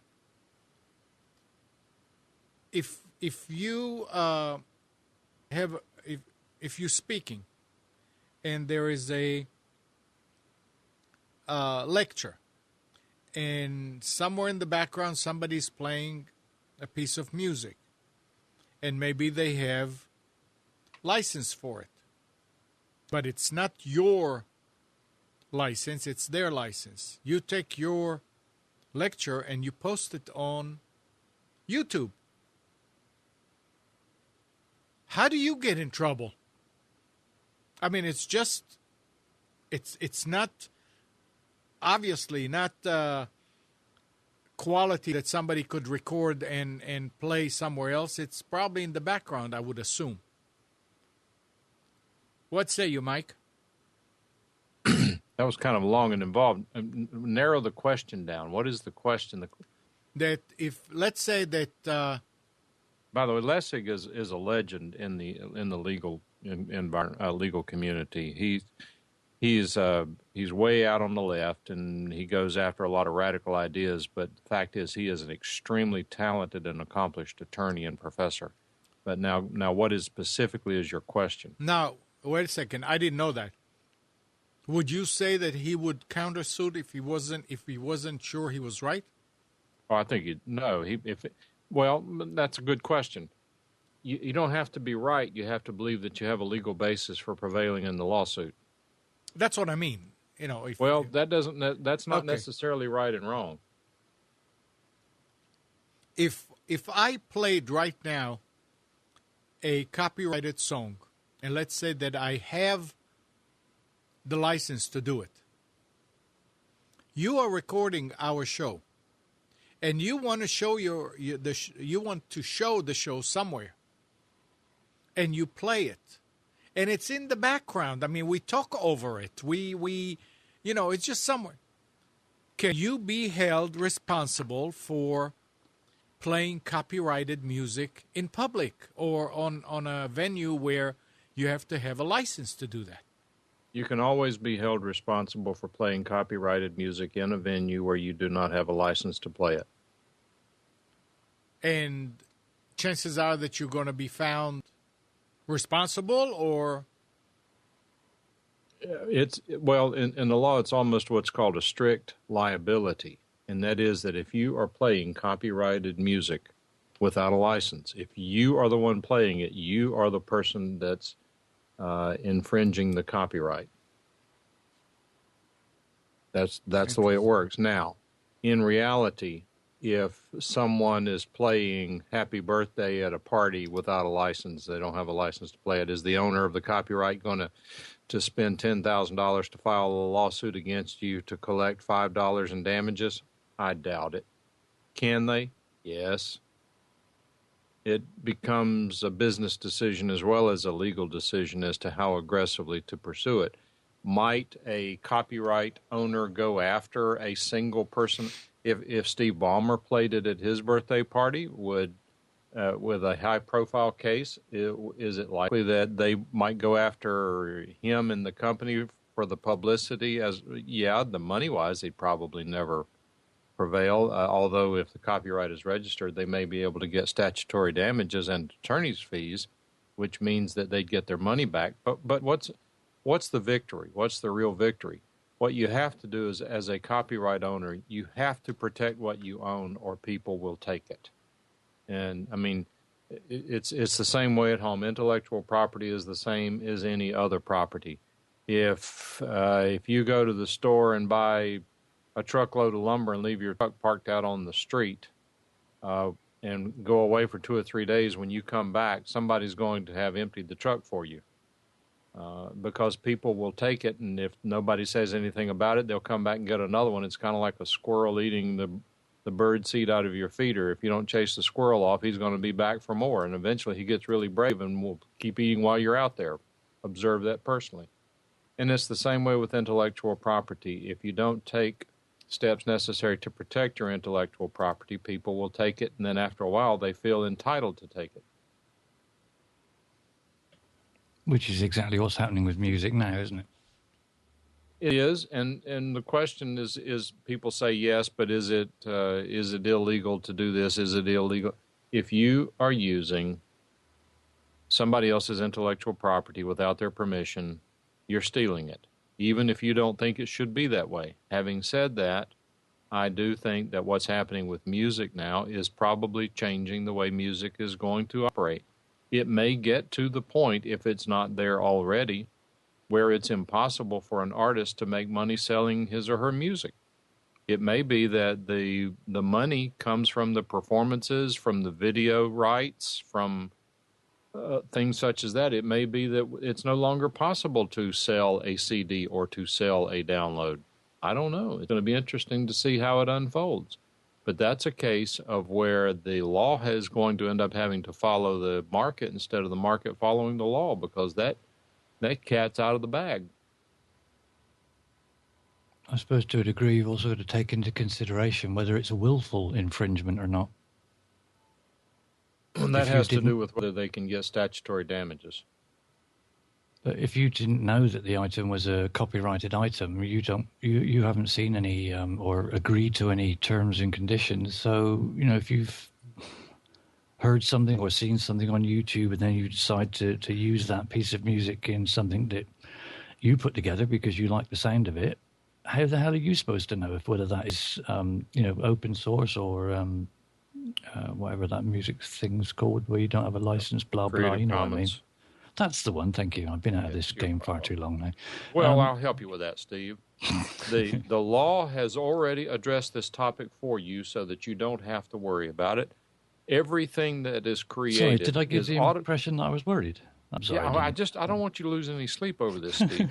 The law now says that anything that is reduced to a tangible medium of expression is automatically protected by copyright. Automatically. Whenever something is released under Creative Commons or open source, it is because the copyright owner has decided not to enforce those pre-existing rights in the materials. Therefore, you should assume that every piece of material that's subject to copyright protection is protected by copyright. So by having whatever it is that you've created, it's automatically covered by copyright, just so that they can get away with saying, right, we're going to sue your ass.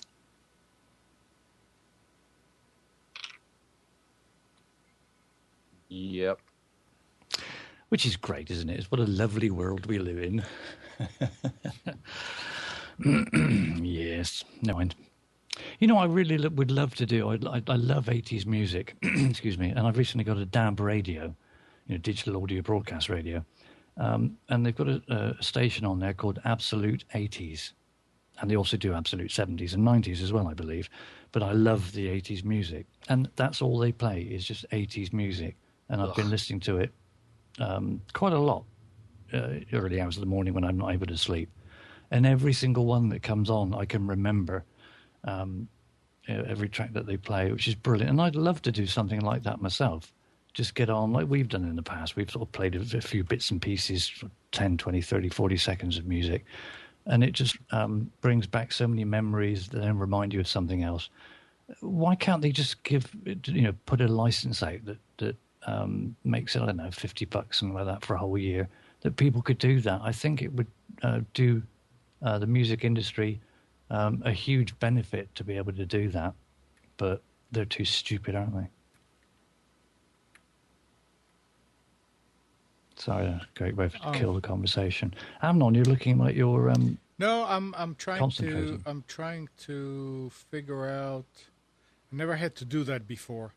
How to find the IP address of an annoying person. Of a user. I mean, without Yes. going to my weblogs. Mm.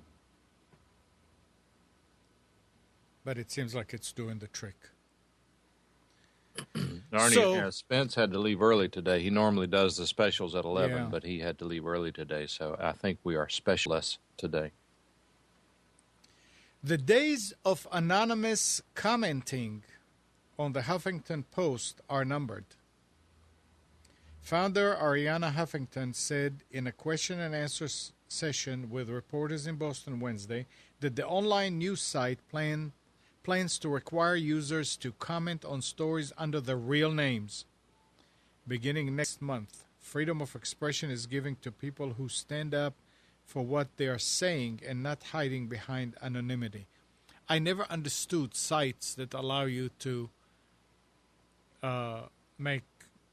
post anything without them having your name or anything like that, something that stays. Now, in the chat, like, yeah, go ahead, do whatever you want.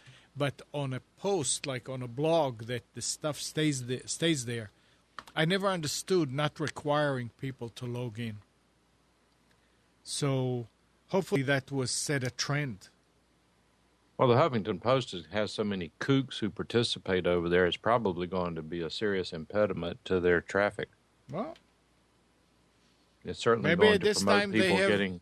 Maybe they know that they have enough real users now at this point. Oh, I mean, if you believe what you read on the Huffington Post, you deserve what you get.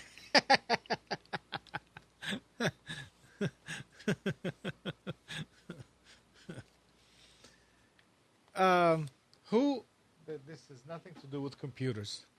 Exercising, we all hate to go and do it. And, oh, yeah, we have to do it. A drug known as SR 9009, which is currently... Don't tell Andrew. Huh?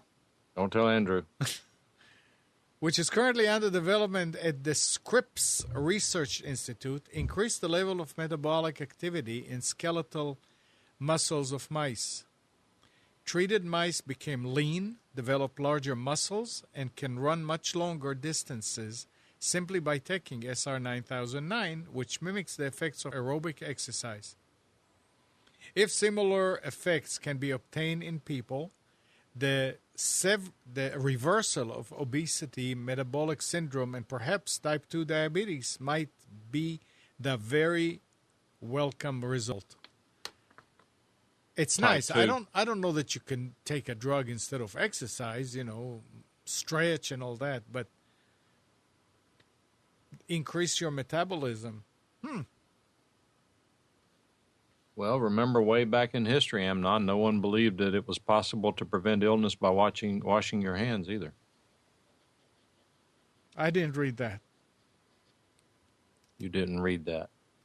I don't know. Don't you remember before germs were proven to be the cause of sickness, that sterilization, it was controversial that it was even necessary to sterilize instruments because it's impossible for these little tiny germs to be on there and causing any problem? Tiny little germs. Mm-hmm. So, we've got a question about the best smartphone. Oh, boy. So I would wait until next month before you're going to get any phone. The iPhone's coming out next month. The Galaxy Note 3 is coming out next month. If you're somebody that's looking to get more out of your phone than just apps and doing simple stuff like that, go with the Samsung Galaxy Note 2 or an S4. What is it going to do for you that the current phones don't? Well, customization. I mean, I've got. Let me see. Let's see if I can easily switch camera. Let me put my camera on auto settings so I can show this. Hold on. 1 second. Let's see. Auto. If you're looking for more than talking on the phone, so music. I've got that clock widget there. That's fully customizable. I've got my apps down there. I can move that from side to side. I know I've got a pen. Oh, so you're talking about making something a lot more complicated.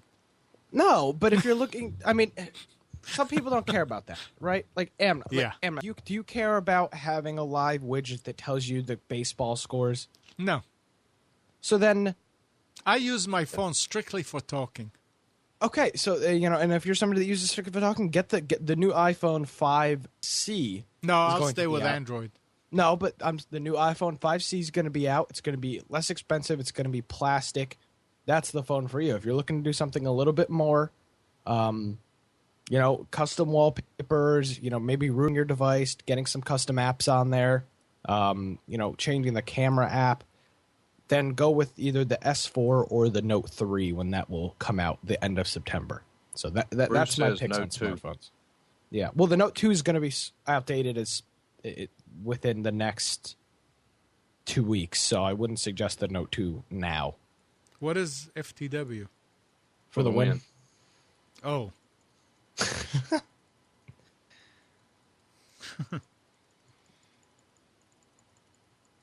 Wonder where that came from. A game show? User friendliness is important. Android can be simple, but if you've never used it before, it's not as simple as iOS. So I'd suggest the iPhone 5S or the iPhone 5C. Plastic, multiple colors, inexpensive. That's the phone to go with. Savage Pagan asks, why in 2 weeks? Because Samsung's having an event and they're going to be releasing the new one, or announcing the new one. I believe it's the 6th or the 5th or the 6th, and then it will be out by the end of the month. So kind of useless to buy the phone now and then have it be obsolete that quick. Wow. Okay. All right.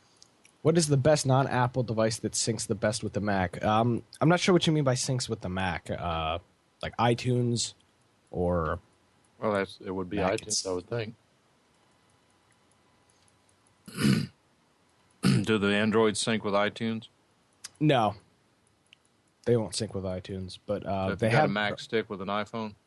No, not necessarily. I mean... Yeah, There's- Alan's saying he's talking about... There's an iTunes. app. Samsung makes an app. It's called Keys. Kyes, I think. Let me see. Let me see how it's spelled. No, it's Kies. And that's kind of their iTunes thing. It does similar stuff to iTunes. You can convert all your music over. But I mean, if you've already got the Apple ecosystem going on, there's no reason for you not to get an iPhone. But if you don't care and you want a bigger screen, for me that was my thing. I do a lot of, reading and stuff on my phone, so having a small screen just doesn't cut it for me. Was the early iPods, was it 30 meg or 30 gig? 30 gig. No. No, Hey. 30 meg. So I guess a smartphone has enough storage to store how many? I don't know. Mine's got 16 gigs. Mine does too. But the good thing about the Android phones over the iPhones is you can put a micro SD card inside of the Android phones, which you can't do in the iPhone. So once you buy your 16 gig or your 8 gig phone, you're stuck with it. No upgradability. And how big of an SD card can you get these days? This phone supports a 64 gig micro SD card. So yeah, you could get over 100 gigs of storage on this phone. That's a good question. Arnie is saying, can I have Google Voice on an iPad? I don't see why not. Well, it depends on whether there's a Google Voice that's driver right. for the There's iPad. That's true. The There's Google still- Voice, yes, does work on the iPad. The actual Google Voice app works on the iPad. Yeah, the SD, it all depends on what you're trying to accomplish. It really does. That's why there's no such thing as the smartphone you should get. It's all depending on what you need. Let's see, what's Brian? You have to pay consideration as well to when you whatever device you have. If you're going to get a micro SD card, check the compatibility and make sure that you don't have a maximum of 32 gigabyte and what speed it does, etc., etc. Make sure the one that you're getting is compatible with that device. So I don't need a mobile phone. No, I don't think you do need a mobile phone. There's a lot of people that get around with, depending on where you live. If you live in somewhat of a decent sized city, people get around with an iPod Touch and Wi-Fi. I mean, you go to almost any restaurant has free internet. Any coffee shop, retail. I mean, you even see retail stores now having free Wi-Fi.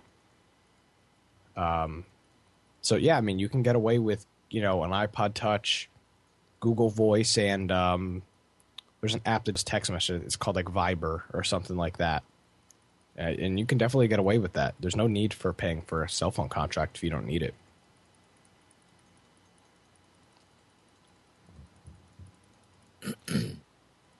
It's just Alan's talking. He said I tried Google Voice and it made my phone home and it didn't even log the call in the call list. I mean, Google Voice is neat, but we've worked with it here, and I don't think the actual technical interface is that impressive. I would rather dial out from Skype and have a Skype number than I had used Google Voice. And that's with me paying for Skype and getting Google Voice for free. For now. I don't know how long it's going to be free. It may be free forever. but I have several Google Voice numbers, but I just never use it. Now I know that the quality is not there. It just doesn't seem up to it for me. But having said that, the real market for Google Voice, as I get it, though, is this call distribution and redirection. It's not so much the actual carrying of the phone call as it is the follow me, the find me, the one number concept, which I understand people just would die for it. Well, I mean, that's what I created over here. Only it can become here. Let me say what I'm talking about. The one number concept. If you call me on 852-2121, which is my business line, it'll ring, and if I'm not here, after 4 rings, it forwards to my cell phone. If I'm not on my cell phone, it will forward to a second line here. And that line has an answering machine. And if 3 rings, I didn't answer that second line, it'll go to the answering machine. Well, when was it? Thursday. Tom Sinclair visited. When I make outgoing calls, I use that second line because it's not a business line, it's a VoIP line. So it is free outgoing calls. Long distance. Huh? Free long distance. Yeah, Everything's free long distance. local. Well, Tom called and said he's going to be in town in about 20-some minutes. I said, all right, call me when you're over at the shopping center. After I hung up with him, I said, well, I mean, he doesn't have much time, so I'm just going to go to the shopping center, which is like a couple of minutes away, and just wait there so we have more time together. So I'm sitting there and watching, because he was going to drop his wife over at Marshall's. And nothing. And about 20 till 4, this was 3 o'clock, 20 till 4, I said, wonder if he's trying to call me, and he's trying to call me on that second line, which will go directly to an answering machine. I will never hear it on my phone. So I went back home, sure enough. It's exactly what he was doing. So I went and we sat down, and we still had time, and I told him, I said, you only call me on 852-2121. The other numbers are, he says, when you call me, sometimes it comes this number, sometimes it comes that number. I said, I don't know, that must be something from Skype or that it comes out as a weird number on your end, but you don't want to call me on anything but that 2121 number. So, yeah, that one number is great. Now, going back to Nick not having a phone and being nervous, not knowing and all that, I leave the house, I take my cell phone with me. I come home when I'm in the office, I have my wireless cordless phone with me, the regular cordless phone. I'll lie if I don't say that. Many times, I'll go out to lunch or something, and I want to call somebody, and I reach for the phone, and, it's the cordless phone, which doesn't work 10 feet steps outside the house. And at that point, for a second, they say, oh, shoot, I forgot my phone. But after that, it's so nice. You don't need to worry about it. Yeah, you think about, what happened if somebody's really trying to get you an emergency order, but it's nice. It's quiet. So I must say, I was really impressed with Nick's attitude about not having his phone available. But yeah, if it was school day, like you said, school, I don't know. Yeah. Maybe it was different. Now you're not in time to go to college yet, Nick. But look at No. this. Targeting the soaring cost of highest education, the president on Thursday unveiled a broad new government rating system for colleges that would judge school on their affordability and perhaps be used to allocate federal financial aid.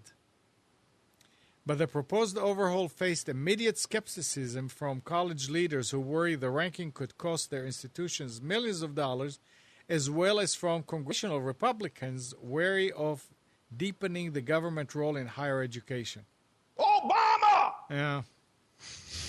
The new rating system does not require congressional approval, and the White House is aiming to have set up before the 2015 school year. But he also does need support from Congress in order to use a rating as a basis for parceling our federal financial aid. In addition to tuition, schools will also be rated on over average student loan debt, graduation rates, and the average earning of graduates. Under this proposal, students attend highly rated schools could receive larger grants and more affordable loans. Yeah, poor school as far as what?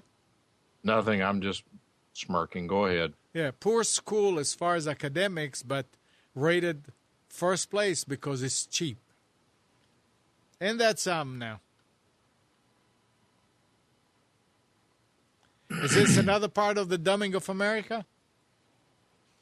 Well, anyone who thinks that student loans are the way to go to school is drinking the Kool-Aid. Not We anymore. had this long discussion last night, and that I will tell anyone who does not yet have a family or has young children, you need to start an education fund, figure out how much an education costs today, predict it for 18 years out, and start putting that much money in the bank.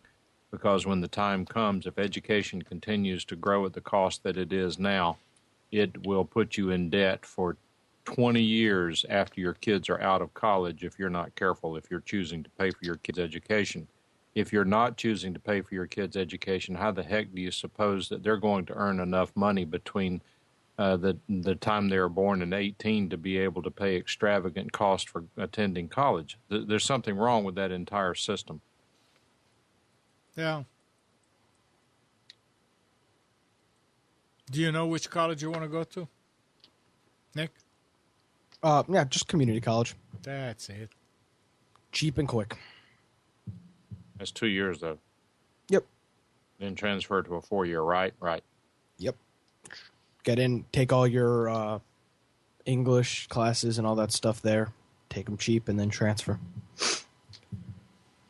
A lot of people doing that. Yeah. It's the way to do it. The English class is the same at community college that it is at Harvard. Same class. Now listen to this. Apple users. Oh, you're a hater. A malware test app sneaked through Apple's review process disguised as a harmless app and then reassembled itself into an aggressive attacker even while running inside the iOS sandbox designed to isolate apps and data from each other. The app, dubbed Jekyll, was helped by Apple's review process. The malware designers, a research team from Georgia Institute of Technology, were able to monitor their app during the review. They discovered Apple ran the app for only a few seconds before ultimately approving it. That wasn't anywhere near long enough to discover Jekyll's deceitful nature. So what happens now? The Mac is getting more sophisticated malware and viruses. There's no such thing. This is amazing. You know, come in as something very simple, and when you're in, reassemble yourself and create the thing. It happens all the time. There's these apps like this all the time that make it through the App Store as a harmless game app or There's actually one that was a flashlight. So this was a good one. On cell phone contracts, you have to pay for tethering, which is the option, which is the access of spreading your data and being able to connect other devices. There was a flashlight app on iOS that if you tapped all four corners of the flashlight, it would pull up like a pin code thing. You type in the pin code and it was a tethering app. And Apple didn't see it. It was a harmless flashlight app. I like that. This stuff happens all the time. But then again, Macs can't get viruses, so. But instead of the government focusing on making it a felony to download a movie from Hollywood, they ought to make it a felony to write malware for an electronics device. I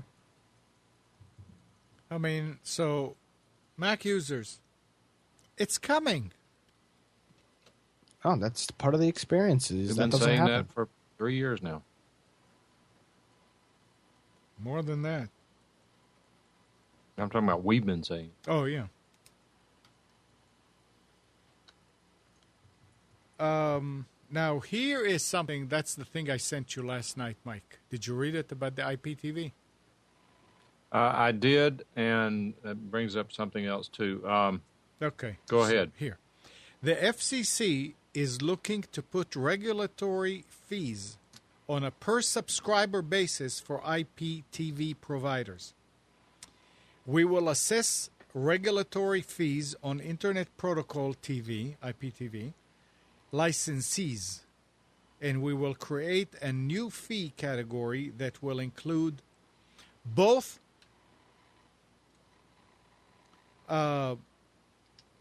cable television, and IPTV, says the report. What services they consider IPTV is yet to be seen. They call it simply digital television delivered through a high-speed internet connection.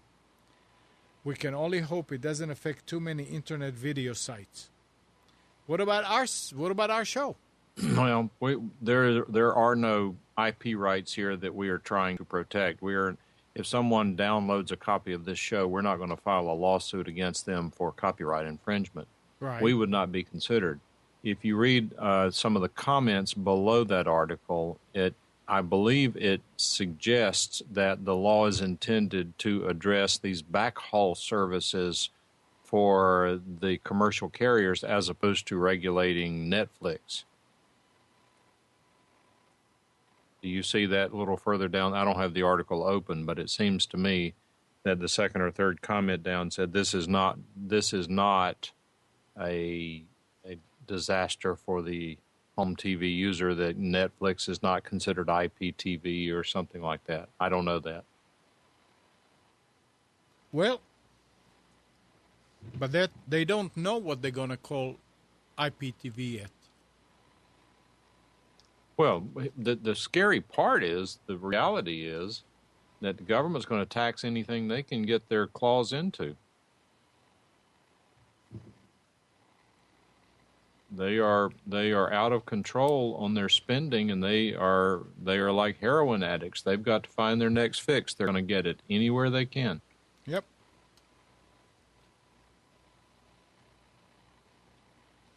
Now, talking about Netflix,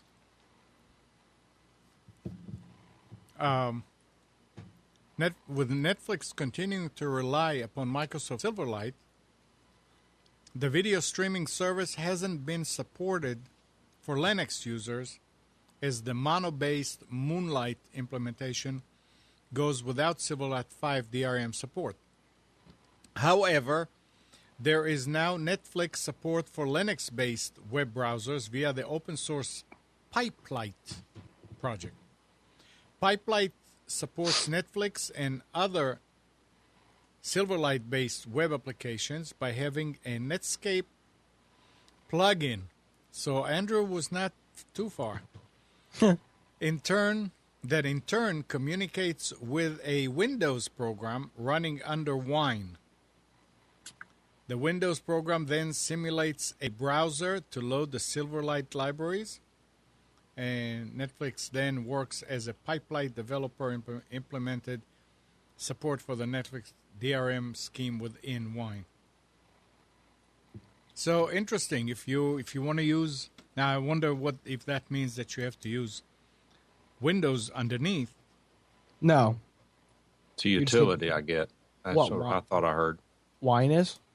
No, I said there was some Windows element in there. I thought it may be. Oh. Isn't Wine a bootloader? Windows emulator? What is Wine? No, Wine gives you the access to run Windows programs inside of Linux. How? So it's not emulating Windows, it's emulating the program. Oh. I believe it stands for Windows in Nix environment. Yeah. I never knew that. Interesting. Yeah, I'm actually in the process of setting it up on the computer I installed Linux on. It's nice though if you need a Windows-only application. I mean, clearly it's obviously not as stable as, a program running under Windows. A program running in Windows, but like, I'm hopefully be able to run some Windows software on it as well. As long as the software isn't too complicated, then generally it will run if it's a fairly simple program. If it's using all sorts of different sort of sound and video capabilities, then invariably it will fall flat. But if it's just a basic program, it does do a very, very good job. I sound like I know anything about Linux. I don't. Nick, you were installing Linux and you were having problems with your Hibernate or going to sleep, whatever. Yep. Did you figured out how to do it? Did you have a problem resuming? No, no issues resuming. Just the thing will not hibernate or go to sleep when you close the lid like it's supposed to, for whatever reason. I don't get it. Here is another story. According to a new revelation by Sarah Sharp, misinterpretation of the USB 2.0 standard may have been the culprit behind USB disconnects on Resume in Linux all along rather than cheap and buggy devices. According to Sharp, the USB core is to blame for the disconnections rather than the devices themselves, as the core doesn't wait long enough for the device to transition from a resume state to U0, whatever that means. The USB 2.0 standard states that system software that handles USB must provide for 10 milliseconds resume recovery time, during which it shouldn't attempt to connect to a device connected to that particular bus segment. So it seems like that if you have an external hard drive and you're trying to resume, it disconnects from that device because it says it doesn't give it enough time. Just keep that in mind. Anybody who's using Linux and has devices attached to it. I got another question unrelated to Shift Topics for a moment. I don't remember who posted the link that I'm putting in chat, the site where we were talking about the textbooks, the /dot.org site. Yeah. I had a comment about that I forgot to make a while ago. Okay. I find this format of this website absolutely unreadable. Yeah, it sucks. It is really like does. Reddit. I don't know how you guys have gotten used to reading Reddit. I can't even figure what to read next. Yep. That's Reddit. I mean, but obviously it's not a deterrent. It's very, very popular and people read it. Well, Do you get used to it? I think the reason is that it shows a clear separation between a site like Engadget or CNET, an actual news site, and a site where users are posting things. That's what the difference is, and I think it does a good job at establishing that. Like, I go to /dot, the user /dot, and Reddit, knowing that these are people posting these, and this is not somebody that's getting paid to write some big elaborate. I don't know about that. There are services out there that do nothing but post to Reddit and /dot for the benefit of the publishers. No, but in terms of like if I make a post if I write something on Reddit, if I post an article and my thoughts on it on Reddit, I'm not going to get paid for it. But if there are people getting paid for it. There are, but if I worked for Engadget and I posted an article, I'd be getting paid for it. I mean, that's. I think that's what it. I think I'm it does not the arguing job. about the content. I just don't get this format. I mean, to me, it's one of these deals like where people type this long email and don't put any hard returns in there and don't space it and break it into paragraphs. I just click away from it. Why? Yeah, I don't know. I think you just have to. I think that's unfortunate. I think this is what the internet's going to start looking like. And it may, and maybe I'll get used to it. Maybe it's just a matter of watching it for a while. But I'm sitting here looking. I just picked one, just scrolled down about halfway on this page. It's About Time, Score for Insightful by Ghostworks. Then he's got this long post, and then it ends with reply to this, share. Then below that is the only reason. I don't know who they are. I don't know what that response is about. Then underneath that, it's insurance. It does not have its own header or banner. Below that, shouldn't I have choices? Score 2. Then after shouldn't I have choices, it has a response that's RE : with nothing after it. Below that, the next response is universities are too TO stuck in the past and more TRA. Underneath that, $475 for a tablet. Someone got screwed. I don't even know which ones are starters. I don't know which ones are responses. I mean, the layout to me is just totally illogical. You just have to get used to it. Yeah, It's almost like there's a setting in here that I want to tell it to expand all the posts or maybe do flat threading or something. It's almost like it's a really awkward. I mean, it must be written by Unix guys. Or Mac users. Get a Mac.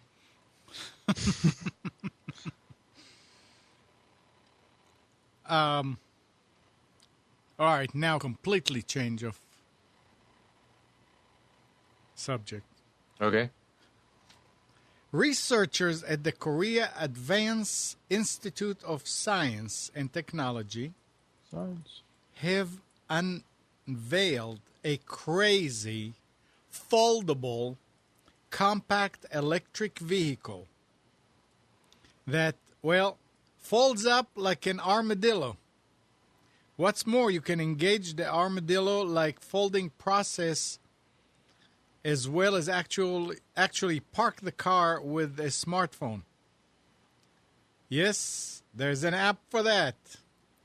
Not sure if it is the folding part of the idea of people trying to park or the idea of people trying to park the car using their cell phone that makes this concerning. The shrinking process takes only about 15 seconds and reduces the car's 110-inch length to just 65 inches as it essentially curls into a ball. Isn't that something? Pour some water on it and it will expand. And expandable. Honey, I shrunk the car.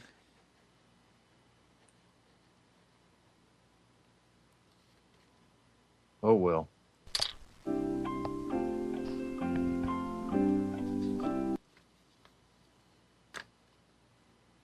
We're talking in the chat. Arnie's talking about he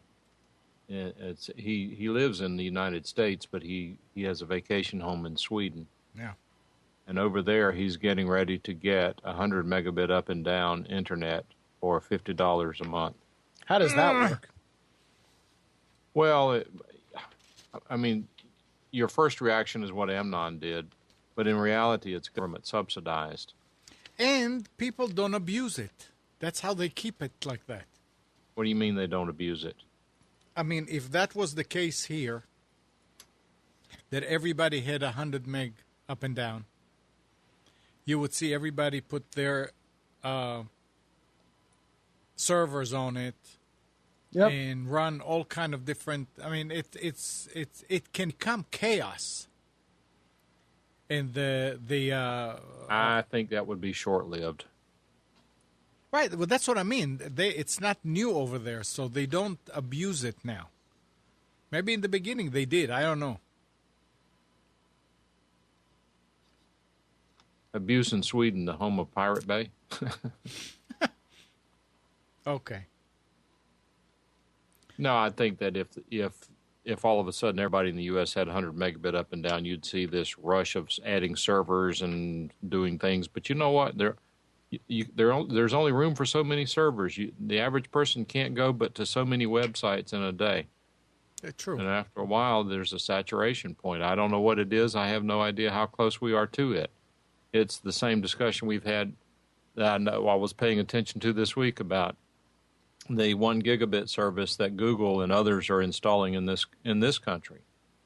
I went to a website. I don't know what it was. It was something that's popular. I don't know if it wouldn't have been the CNNs or the MSNBCs or any of that garbage, but it was something like that, where as soon as you click on the site, it's got to do Google AdWords, and then it's got to load this and then load that and then load this and load that. And again, it probably took 5, 6, 7 seconds to load the website once it got through all the tracking and garbage that they put in the background. Well, having a gigabit service is not going to make their server deliver those connections any faster.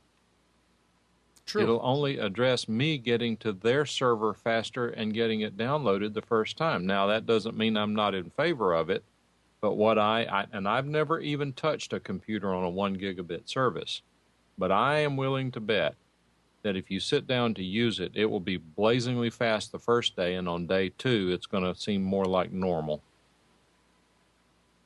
Unless you do a lot of uploading and downloading, which most people don't. Except for movies. And so long as you're able to stream it in real time, I don't think it's going to make a lot of difference. Right. You really don't need 100 up and down.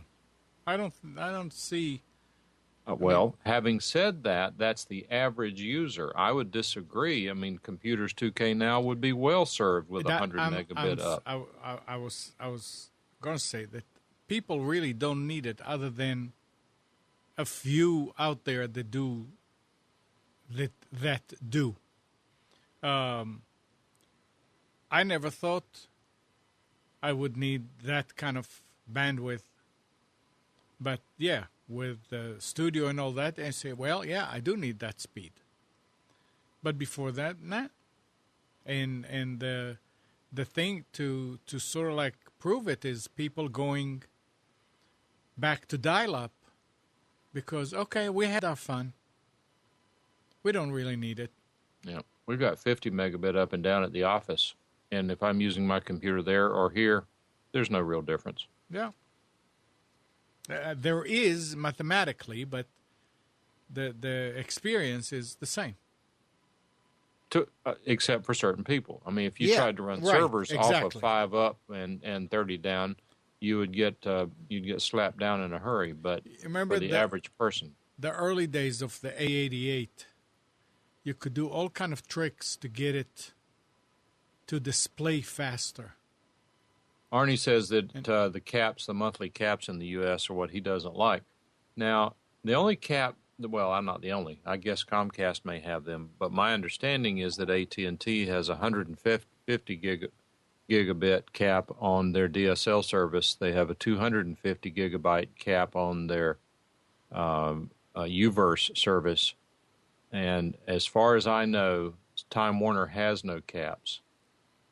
I'm not aware that they have any caps. Yeah, I'm not so sure they're going to be able to put them into place because I said this. If we went back and looked it up, I mean, it's kind of a marker I placed about 2 years ago that if these ISPs keep playing these bandwidth and cap games, Google's going to say, you know what, guys, you're interfering with our ability to own the internet. We're going to just go ahead and provide internet nationwide. And since then, that they at that time had not built out even the first 1 gigabit city. So whatever that period of time would have been, if Time Warner keeps playing these games, I don't think Google's is going to be stopped. Now, our state took steps to clip Google's wings, and that Google probably wisely said, okay, I'll tell you what, we'll build a 1 gigabit infrastructure in your city, but you're going to have to help us. You're going to have to help us with some of these build-out costs. And I can understand that Google wants to to be able to build as many as they can. Even they don't have unlimited money as far as building out the U.S., so if they could get someone to share and participate, then it would be to their benefit to do that. Then our state passed a law that says, no, municipalities cannot build internet systems. And it was, in my opinion, an immediate slam at Google to prevent them from competing with the existing providers like the Comcast, the Time Warners, the Windstreams. And what they're saying is that they're going to have to come in and use their own money and not use any municipality money. And that might be an immediate setback for Google in our community, but if Google decides they want to come in here, they'll come in here with their own money. Right. It's not that they can't do it. And talking about Google, is 40% anything to worry about? 40 depends on what it is. 40% interest rate would be a bad thing. Sky News reports that worldwide internet traffic plunged by around 40% as Google services suffered a complete blackout, according to web analytics experts. The tech company said all of its services, from Google Search to Gmail to YouTube to Google Drive, went down for between 1 and 5 minutes last night. That was Friday night. The reason for the outage is not yet known, and Google refused to provide any further information when contacted by Sky News Online. According to web analytics firm Go Squared, global internet traffic fell by around 40% during the blackout, reflecting Google's massive grip on the web. That's huge. It is, and that exactly illustrates my point. What part of that entire chain does Google not control? Yeah. The part to your house, right? Right. As internet users, our reliance on Google.com being up is huge, they said. Yeah, so now they come and they bring it to the house, and that's it. It's they Google. Control it all the way. Yeah. I just think it's going to happen. It may not be in my lifetime, but I think it will. Unless something changes.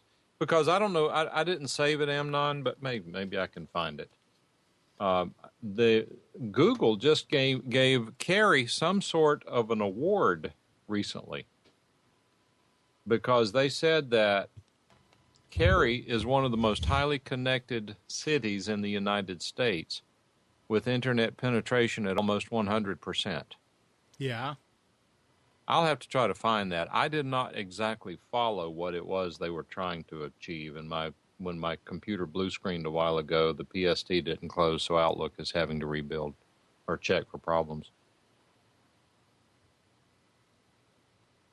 But I hope that means that Google is at least watching Cary for some sort of deal or plan. I mean, I have to admit, we dog on Time Warner all the time, and they deserve it. But I will admit, knock on wood, that right now, the internet service that I have is good and reliable. Yeah. It may change tomorrow, but right now, for what I'm getting, for being limited to 5 megabit upload, assuming that's all I need, I am not unhappy with the service at this moment in time. Now, Nick, I know that you were having some terrible problems with Time Warner, and I haven't heard you complain about them as much lately. Did they solve your problems? I mean, the problems I've been having are not like just my problems, but they don't seem consistent. The bandwidth fluctuates. These aren't Nick problems. These are just Time Warner problems. Those are worse. If they were localized, they could fix them, but whenever they're system-wide, you don't have a lot of influence to get them to work on them.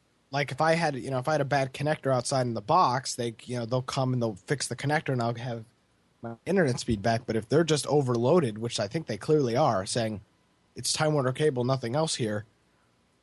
I mean, I'll have times I do a speed test and I'm not even getting 2 down or 2 up. and doing live streaming and stuff like that. 2UP is not. I can't use 2UP. When's the last time that happened? A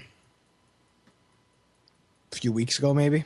Right. You used to be able to complain every day. We would be online. All of a sudden, you'd disappear at Time Warner again. Yep. And it seems to me that they've gotten somewhat better on your end. Is that accurate? Yes. They've seemed to wisen up, but I think that's because Verizon is starting to roll wire or roll fiber here. Well, I mean, there's no contest there. So my grandparents they're stringing up fiber on the power lines up there, and I think Time Warner's finally. They already did this later or earlier this year. For the original internet. The baseline internet package is 15 down, 1 up. It was 15 down, 1 up, and they bumped it to like 20 down, 1 up, and they did a little bump with that, but they need to do more. They need to offer more than 5 up for residential. I need at least 10 up. That's what I was telling you about Rick's house and the show that we do on Saturday mornings, the radio show that we do. Rick relocated from Florida back to his hometown in Tennessee. He's kind of out in the sticks. He ordered the internet. He's not a real techie. He ordered the internet installed at his home, and he called me. He said, all right, the internet's in and working. And he said, we need to check it out, make sure it's okay before the show. I said, fine. So I logged into his computer, went all through it. Everything was fine. Did a speed test. And right before he said, well, it seems to be pretty good, but I'll let you decide. Ran a speed test, 10 megabit up. You're kidding. And this is 10 in Tennessee. megabit up. In the middle, in Tennessee, in the middle of nowhere. I live in the capital of New York, and I can't get more than 5 up. It makes absolutely no sense. Wow. It's really kind of sad when you think about it. What kind of down did he have? I don't recall. It was at least 30. Man. Very nice. And I wish someone who understood the real backbone, and there's some guys around us who probably do understand these things. I really would like to know if it would be, I mean, I sort of know the answer, I think I do, but I really would like to know what the real impact would be on Time Warner, for example, if they went to 30 up and down instead of 5 up and down. Would it really change that much on their network? And I say that because if, according to them, people don't need more than 5 meg, well, if they don't need it, give it to them. Having it is not going to cause them to use it. Yeah. So would they have to throw out all of their amplifiers? Are these amplifiers designed to be asymmetrical? Would it really require broadening? Because they're fiber to significant parts of the. No, I take that back. They are not. They are coaxial. The U-verse is fiber to the node. So I really would like to know, and the reason I'm asking is because does that mean if it is a dramatic change in the way they operate technically, does that mean it's going to be that much longer before this asymmetrical nonsense is thrown out and everything is symmetrical, which is what really it should be? And I mean, I understand the argument. The argument is, why should we provide 100 meg up when everybody's just using 2 or 1.5 or 512K? I get that. But I really have to wonder if it really is that much of a technical challenge to design and implement the system 100 meg up and down, particularly since if they had 100 meg up, they would do like shared server web servers do. They would oversell that capability, and it would be possible that upload side could get overloaded from time to time. But that's the cost of having a low cost consumer type service. I get that. If I had 100 megabits symmetrical, I'd start putting rack servers in the basement. Not if they made it prohibited you from doing it. And how do they regulate that? They can and do. They can scan for servers on your 5 megabit service. If they find you running a server, they will pull your plug. No, technically, I'm running a server. Technically, I'm running a game server. I They don't haven't think told that's me. what they're talking about. I think they anticipate game servers. In fact, I would argue that they, in fact, increased upload speeds for the benefit of gamers, which is a significant part of their market. If you put a Linux server on your node, on your system, and started selling hosting, I'll bet you they shut you down in 30 days. Now, I wouldn't be selling the hosting, but I'd Or do if it you for my give own. it away, I'd be doing it for myself. yeah, I bet you they'd shut you down. I don't know. Verizon Fios it prohibits it, and look at what Andrew's doing. Well, but I'm not sure that they prohibit it at that level. I could. No, they prohibit servers. Andrew's technically running servers. I Runs don't an agree. I don't think so. You don't think Andrew runs servers? No, I don't think he's running a server. He runs an FTP server for John. I understand that, but that's private. I don't think he's not opened that up for the world to go there and grab files. Oh, well, I wouldn't be doing that either. But I would still. I'd love to have the servers in the basement to put media files on for myself and VPNs and dedicated servers. Let's say that. Let's suppose that you tried to do what Eric is doing. Yeah. And you put a Linux server in your basement, and then you start selling it to anyone. That is a commercial server, and in my opinion, they would knock you out of the park as soon as they found out about it. Now, as far as gaming servers, I think that's their bread and butter. If it weren't for gamers, I believe that the ISPs would be hurting for customers. Yeah. I think they're actually a positive thing. You guys are burning up all the bandwidth, but that being said, that at least pushes these guys to build in the capacity to be able to handle it. Yep. Yeah, that was one heated conversation that we had on the Hangout one day, that I was saying that gamers are setting the pace also for computers. I mean, who really needs, in masses, real fast computers? Not the people in the office. It's sure as heck not the enterprise market. Right. Yeah. It's the It gamers. used to be- gamers and engineers, that design with a computer. But what's mass is gamers. Well, it used to be the high-end market used to be driven by the video editors, the AutoCAD users. Right. Now, as far as the numbers are concerned, it's the gamers driving it. I mean, how many gamers are overclocking, trying to get an additional 5% out of a CPU or 10%? No, but don't tell this to Stephen. Well, I mean, Stephen's got his perspective, Yeah, and he he's does. smart about a lot of this stuff. Oh, I mean, he's in his environment, in terms of what he's shooting for. I mean, his opinions are valid. Yeah. How much does Intel? Do they have a conference where they bring in gamers and say, "What do you want? What can we do? How can we be better?" Or do they have enough gamers within the company that they go to their engineering meetings and say, "Come on, guys, we're going to get our lunch eaten if we don't I don't think increase they this." need. I don't think they need to ask. It's a given. You can't I fast agree. enough. I agree, and again, I've got quite a bit of inside information on the way things work, and all processor companies are trying to make it faster, better, cheaper. Yeah. No question. I mean, that's a major driver. Absolutely.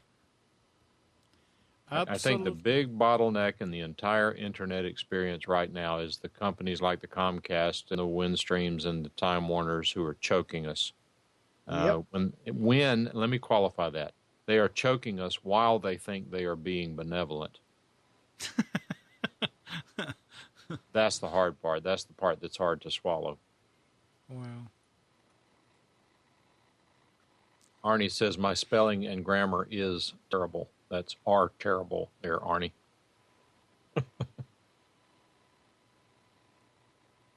Yeah.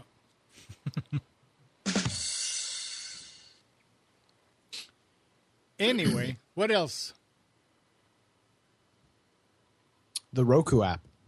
Oh, yes. So I talked about last week how I was creating a Roku app for myself to do an experiment with how it can affect numbers. And It's been in there since last Saturday or last Sunday, and we've seen close to 2,000 downloads on the app. The podcast numbers have gone up by like 1,000%, 2,000%, and Mike, we were talking about how people are trying to convert to the website. Yesterday's show we had the most hits to the website we've ever had on a Friday for a show. Okay, so you're welcome. I appreciate it, and I'm wondering if that's what that's from. I'm thinking it has to be. I'm glad. I am so happy you asked that question that way, because I'm going to answer it this way. I have no idea. But remember what we said when I pushed you. You are a Roku app developer. You have developed it for GFQ. You've developed it for Computers 2K Now. You've got customers all over the world that you're doing these apps for, and you did not have one for yourself. The shoe repair guy has bad shoes. Right. That being said, I convinced you to go ahead and add a Roku app for your show. You did it. And I said, now, we don't know if this is going to cause your viewership to go up, your downloads to go up, but something doubled the viewership of Computers 2K Now. It was coincidental that it happened about the same time that you did the Roku app. Ours was not as clear-cut because we started out with the audio, then we went to the video. So it was a learning process. It was not a switch where it was just turned on like it was with yours. But the point that I'm making is at that time whenever you said, okay, I'm going to do it, and I said, all right, we're going to watch your viewership and downloads to see if it changes coincidentally with the release of the Roku app. And now a week later, 2 weeks later, it has.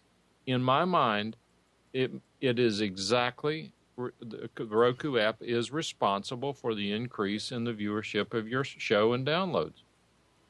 I don't think it can be denied. It's just not a coincidence. And that was the point of this experiment, was to figure out if making the app is all fine and dandy if people are going to download it and click on and watch the first millisecond of your show, but will they translate? So time will tell. I would say after 1 week, I'd say the answer so far, at least, is yes. Now it wasn't that much of a viewer bump from normal, but it was. It takes a couple of a lot of competition out there. It takes a while.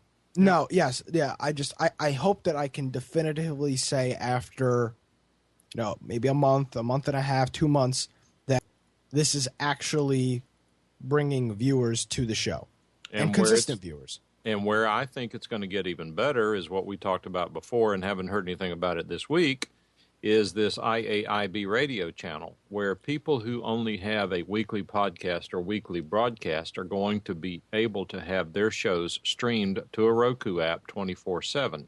Yeah. And the idea is to kind of create a cafeteria-style delivery where people will be exposed to your material. The idea, hopefully, is to get them to come to your website to sign up, to follow you.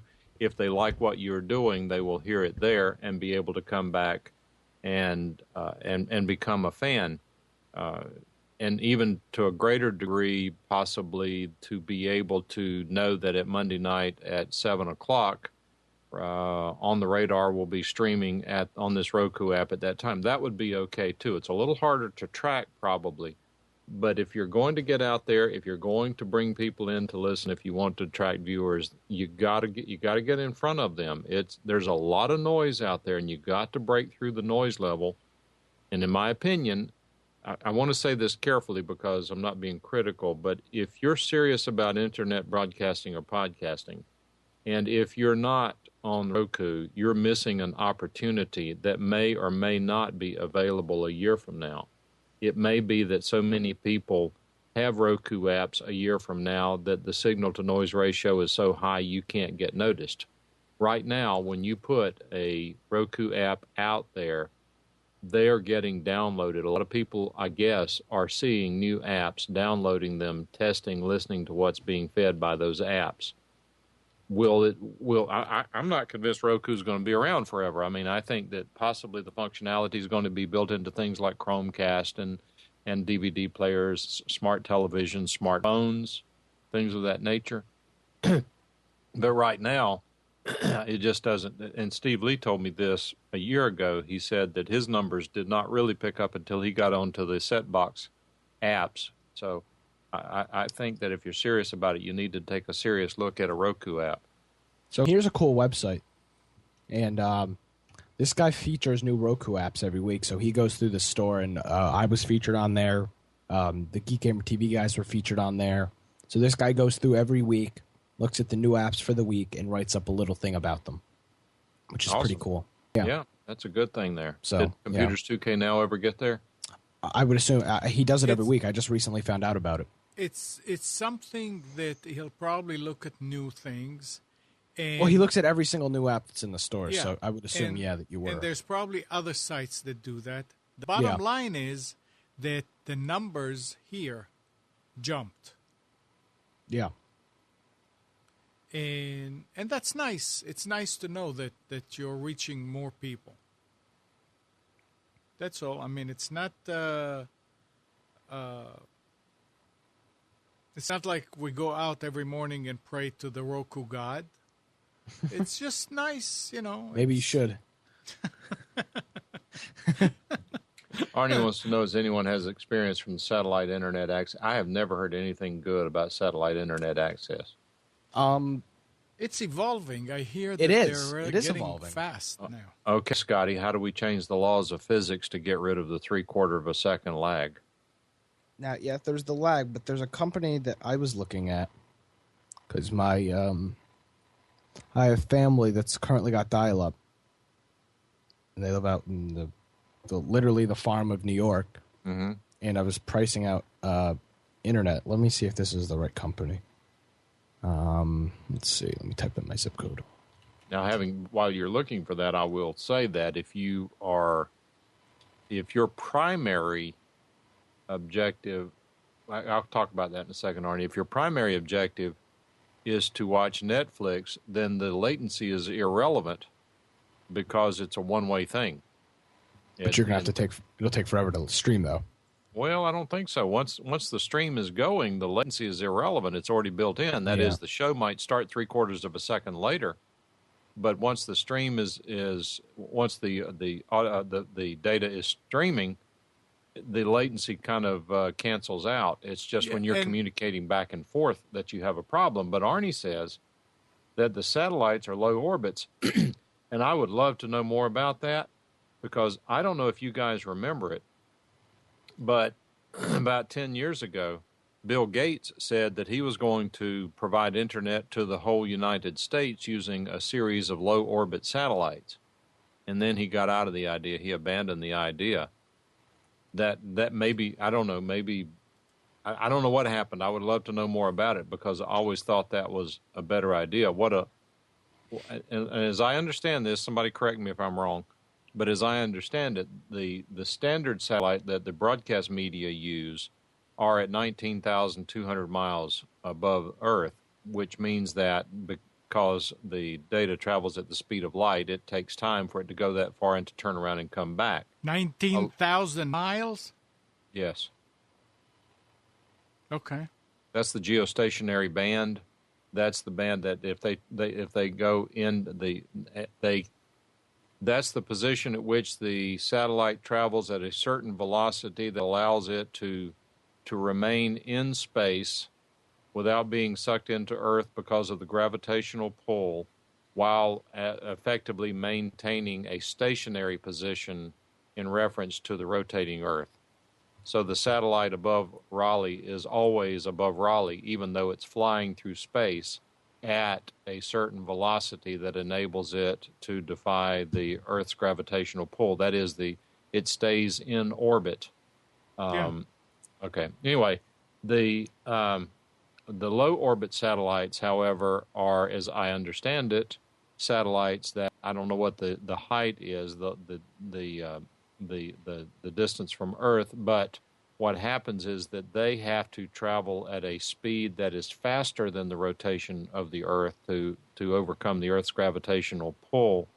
What that means is that as Satellite 1 passes out of range from Earth, from a local reception point in Raleigh, that the the satellite 2 comes along behind it, and satellite 1 does a handoff to satellite 2. That way that they're kind of doing a musical chairs sort of thing, so that these satellites are able to be kept in the air by traveling at the required speed to overcome the Earth's gravitational pull. But then for data management, they can only be in service for that particular customer for a certain period of time, at which point it's handed off to the satellite behind it. That's what I understand it to be. That may be really old and dated information. I don't know. So I thought they would just tie it to the one above it. Go ahead. Well, if they go above it, though, then the latency changes. No, tie it with rope. Okay, what were you going to say? But while I was distracting everyone, go ahead, Nick. So I'm looking at a few providers. The first one that comes to mind is HughesNet, and for $100 a month, you're getting their Power Max package, which is 15 down, 2 up. Now, if that's somewhat accurate, let's say you're getting 10 and 1.5. That's not a bad internet connection. Not at all. That's like the baseline cable connection. Yeah, for $100. Yeah, but if there's no other option, so you get that, and that's 40 gigs of download per month. That's it? That's it, yeah. But with speeds that slow, how much are you really going to be able to download? You tell me what Netflix account is going to download. Well, true. But and then I was looking at another one, Exceed, $130 a month. You only get 25 gigs from that. Forget it. And what's the speed? This is 12 down, 3 up. But you have unmetered access from midnight till 5 a.m., so that's when you would do your downloading. Well, I mean, I get that, but... So I guess you can download it then and DVR it. Yeah, if you got a DVR where you don't mind downloading overnight and watching it the next day. But, I mean, This is 2013. But there's the sad thing is we say that, 2013, there still is not high-speed internet. And the whole middle of the country doesn't have high-speed internet. I mean, you look at it. You look at the broadband map. There's huge white blobs in the middle of the country. Yeah, but nobody lives there. The people do live there. Very few. The density is extremely low. But that's the issue: is that it isn't everywhere. Well, we can't talk. Never will be. We can't talk about oh man, we need fiber, we need this, when they couldn't even roll out coaxial everywhere. Well, how are they going to move? How are they going to roll out fiber? I don't think I'm not under the illusion that everybody's going to have fiber. I'll tell you what I'm afraid of. I think that what's going to happen, and I hope it's not the case. I wish Steve, I guess, left and never came back. But what I am concerned about is that these guys are going to get the bright idea to put in municipal Wi-Fi. And the only way we'll be able to get internet is by connecting through Wi-Fi to the municipality or the municipal system, which would be privately owned here. And to me, that would be horrible. Well, there's the other idea that people are doing, which is the starting your own ISP. I've been interested in something like this for a while. There's communities of people that are banding together, right, and building their own ISP. I mean, you've got neighborhoods of 150, 200 people that are getting their own high-speed internet. I mean, they're getting fiber in some cases. And they have enough I have a money. buddy who did that. Because they have. I mean, you can band together with a group of people and create your own ISP, for God's sakes. Dillon, Colorado. The guy moved out there from New York. They had no internet, so he built his own ISP. He was ultimately, after it was done and working, he was ultimately able to sign up other people and to let it grow. He actually sold the company off and created a company and brought in outside money, such they were able to grow it even more because they now had the financial ability to do so. I mean, it was a brilliant move on his part.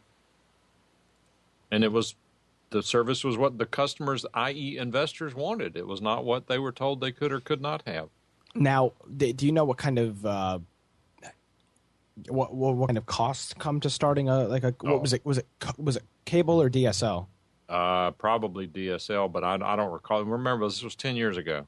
Oh, okay. This was a long time ago. I'd be interested if somebody in chat or if we could find somebody that'd be interested in coming on the show and talking about what are the costs in starting a cable ISP.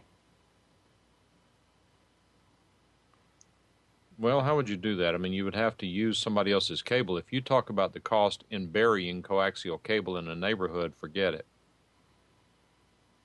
Yeah, that's a lot. Now, there's another solution. You could do it with LOS.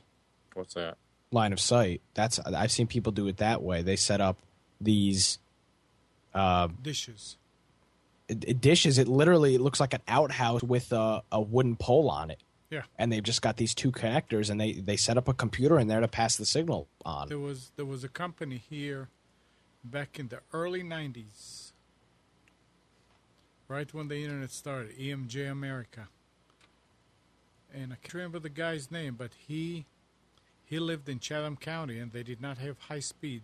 He had money, so he set up a line of sight service from his office to Chatham County, and then he distributed it to others, and it worked. Yeah, now, back then it was T1 1.5, but that was a lot back then. But I think it can be done. Yeah, I really think that if people banded together and were like, screw you, Time Warner, we're going to start our own ISP, I think it's possible. You just need to have somebody with the technical background to do it. Yeah. Yeah, with wireless, it's possible. Mike, remember like in the old days, where did people migrate to? I mean, where would the city get established? According to what? Where the water was. Right. Now it's, okay, we want to build a city here, bring high speed, and people will come there. Yeah. Amazing. But see, look, I am a capitalist, and I'm not anti-government. I'm anti-government getting into things they don't belong in. Government serves a major role, and we would have chaos without government for military, police protection, those sorts of things. So I am not an anarchist, and I am in no way anti-government. But that being said, there were a couple of cities in North Carolina that decided that, look, and I'll be specific. Example, one that I'm aware of. The city of Salisbury, North Carolina, was very heavily vested in furniture and textiles. This is where the people who lived there worked. And over the last 30 years, the furniture market and the textile market has gone overseas. There are cities in the western part of our state that are close today and have been for many years in almost a depression-type economy because there are no jobs. So that being said, the leaders of the city said, you know what, they hired us to do what government is supposed to do. We need to go out and work to develop the business in our community. We need to go out and to create a business/government environment here that makes it conducive for new businesses to locate here because we need the jobs. What kind of jobs would our people best benefit from? In this environment, it would be a high-tech job.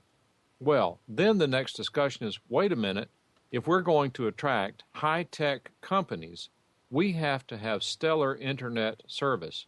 Right. Hickory's main employer was Owens, the fiberglass manufacturer. I have to think about who it was. I'll think about it in a minute.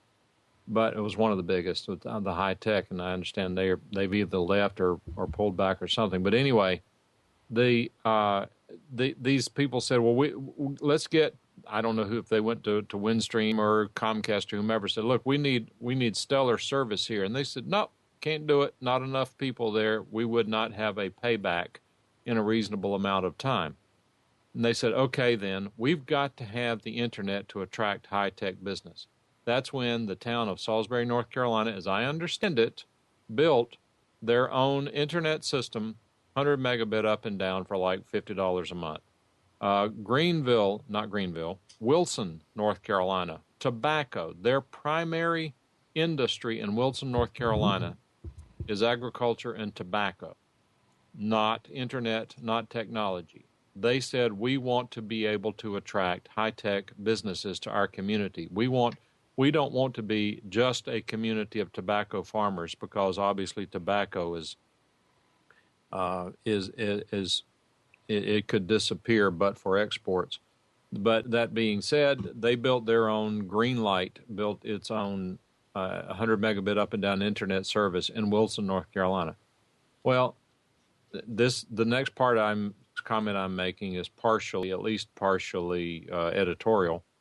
So the Comcast, the Windstreams, the Time Warners, particularly the Time Warners, said, we see a potential problem here. It's an erosion of our markets. We want to leave these markets on the shelf, and whenever we're ready to build out and make money, we don't want the market to be gone because of competition. They lobbied had a law passed in North Carolina that says that a municipality cannot use taxpayer dollars to fund internet infrastructure. That's a one-line explanation of what I understand the bill to be. I've been told by some people that my understanding is incorrect. I do think I know that the bill did fix it so that Google cannot come to our community and say, we'll build an infrastructure if you'll split it with us. They don't have that option anymore. Now, again, with my caveat that I think government should do what government should do and nothing more, the internet is no longer a luxury. It's not just for gamers. It's not just for downloading Netflix. The internet is an absolute essential ingredient of any business that exists today, in my opinion. Now, having said that, if you want high-tech business, if you take a company like SAS, it doesn't have to depend on the town of Cary to be able to provide high-speed internet. They've got the money and the resources that they can put in whatever service they want. They can get very sophisticated Cisco equipment and buy 27 services, OC3s or whatever. The services are available to them.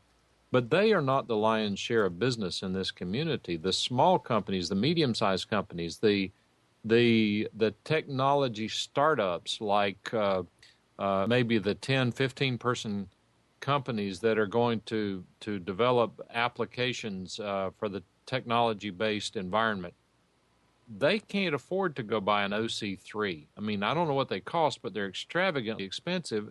And if they're got to pick a place to locate, why not find a place that's got good internet? And so at this point in time, I would argue that they'd probably be better off moving to Salisbury than they would be moving to Cary. Right. So all that's to say that I believe that government investing in the internet infrastructure may be a reasonable government action. I'm not committed to that long term. I think it would be better if private enterprise stepped up to the plate. I could agree with a requirement that the offer be made to private enterprise first, because it's best what government does, it does poorly. It should be left to private enterprise where there is a profit incentive to allow them to perform at a very high level. But if the private enterprise turns its nose up at the request, then I think that the requirement for high-speed internet has to prevail, and if the municipality has to get involved and do it, then that's just the way it has to work. And that's the truth. Hey, Steve?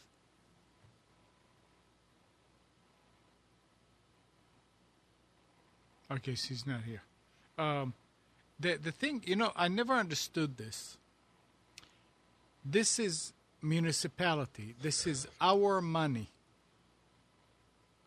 This is not money that's coming from anywhere except the community. How can they tell us? How can they tell the municipality, the people that we put in place? How can they tell them what they can and what they cannot do with that money? If we come up, I'm wondering if there was a petition started in Raleigh, and 80% of people in Raleigh would sign it that said, we want Google to come in and we want our municipality to help them. Would that carry anything? No. You have to vote the rascals out. Yeah. And by the way, they had almost 100% vote for it, so I'd say throw them all out. And I've got some good friends who are representatives, and I've said this to them. In fact, I won't tell who it was, but I had a personal conversation with a representative I've known for many years. He was in favor of the bill. He was not in the legislature at the time, and he was very much. And he's a businessman. He understands. He's not a techie, but he's a business guy. And he said to me, Mike, now you know this is not like you to advocate for government getting involved in something that clearly should be private enterprise. And I replied to him, I said, you know what? I know what you're saying, and you know that I agree with you. And then I gave my little speech about I would be in favor of a law that says that a municipality, when it puts together its proposal, it must offer it to private enterprise, give them 90 days to make a decision, maybe put it out for bid. I'm all for that. I don't have any problem with that at all. But whenever I said that whenever a community is out there struggling for economic development and cannot get private enterprise to assist it because it's not economically feasible for that company, you're putting the interest of that company above the interest of the people in the community who need jobs. And I said, furthermore, I will knock your argument completely out of the park, and I believe you will agree with me. He said, what is it? And I said, let's pass a law that says that the municipalities have the right to make their own decisions and the state will stay out of it. He looked at me and he said, I agree with you. This should not be a state decision. We should not have, this is kind of what you're saying, Amnon, I think.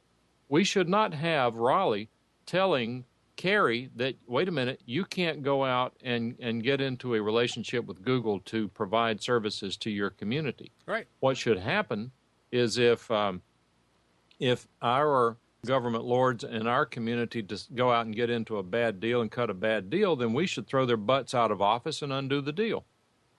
But that should be a local decision. We shouldn't have to go through Raleigh to make that decision. It's in my opinion, none of their business. Right. It's each community. If I don't like what our community has done, I'll go sit on Harold's front door, our mayor, and say, Harold, this was stupid. You shouldn't have done this, and here's why. And he can either say, I agree with you, I disagree with you. If he agrees with me, he needs to start fixing it. If he disagrees with me, that's fair. That's the way the system works. And then when the election rolls around, I've got a sign for his competitor in my front yard. Nothing against him personally. That's just the way the system works. How am I supposed to do that against Raleigh? I mean, these guys up there, if you look at how many people voted for this bill, it is disgusting. I mean, it was almost unanimous approval, if I'm recalling correctly. And probably because 90% of them did not understand it even. Oh, they absolutely don't understand it. Yeah. It was. I even know one of the lobbyists for the bill, and I won't tell this. I will not tell all the story because it would not be appropriate to do so. But there were three of us standing around talking. The subject of the bill came up. This guy was a lobbyist. It was him, me, and a third person. The third person, seeing things the same way I do, that government should only do what government should do, made the comment that, and this person and I had argued about the bill. This third person said that the bill was apparently good, that our side was supporting it, that I must be misunderstanding what it was all about. So the third person made the statement that, yes, the government should not be interfering with private enterprise. And I rolled my eyes, and the lobbyist chuckled and said, yeah, that's the way we sold it. Oh. And the third person looked at me and all of a sudden realized that I wasn't just mouthing off something that I was concerned about, that in fact I sort of understand the way the system works. All right. I think it's time for us to close shop. Pastime. I don't know what happened to Steve. Probably fell asleep since he stays up all night. Probably. All right. Nick, anything else you wanted to add? Nope. Have a good week. You too. We'll see you later. Mike? Alan, I was going to say, and the free health care. Anytime anybody listening now, if you hear us say that, it's an inside joke. Yeah. If you it's and we'll explain it. We pick on people in Europe for having free health care because in the United States, there are a lot of people here who think we need to get free health care like they have in Europe and in Canada. Unfortunately, ain't nothing free. Have you guys ever heard of VAT? Have you ever looked at the taxes you pay? You have a different system of funding health care that some of us argue is less has lesser quality than the privately funded one. But that's another discussion. So anyway, when you hear us say yes, but you have free health care, it's kind of an inside joke. We're poking at people who don't know any better, which anyone who listens to this show is much better informed and clearly knows better. All right. So that's it. Good morning, Kathy, Hannah, Nabil, Mac, Norm, Katie, and Donna. Thank you guys for tuning to Computers 2K Now. We hope you enjoyed and maybe learned something from our time together. Remember to practice safe computing. Back up your hard drive and update your virus scanner. We'll be back here next Sunday at 9, but you can always reach us at computers2know.com. And while you're at it, like us on Facebook, follow us on Twitter. Tonight at 8 o'clock, it's Carrie's Psychic Cafe, 8 till 9. Tomorrow morning, Debbie and Health Inn. We'll see you then.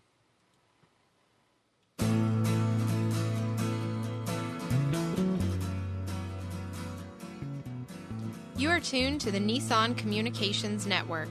Our weekly lineup of call-in programs includes Computers 2K Now with Amnon Nissan, Sundays, 9 a.m. till noon.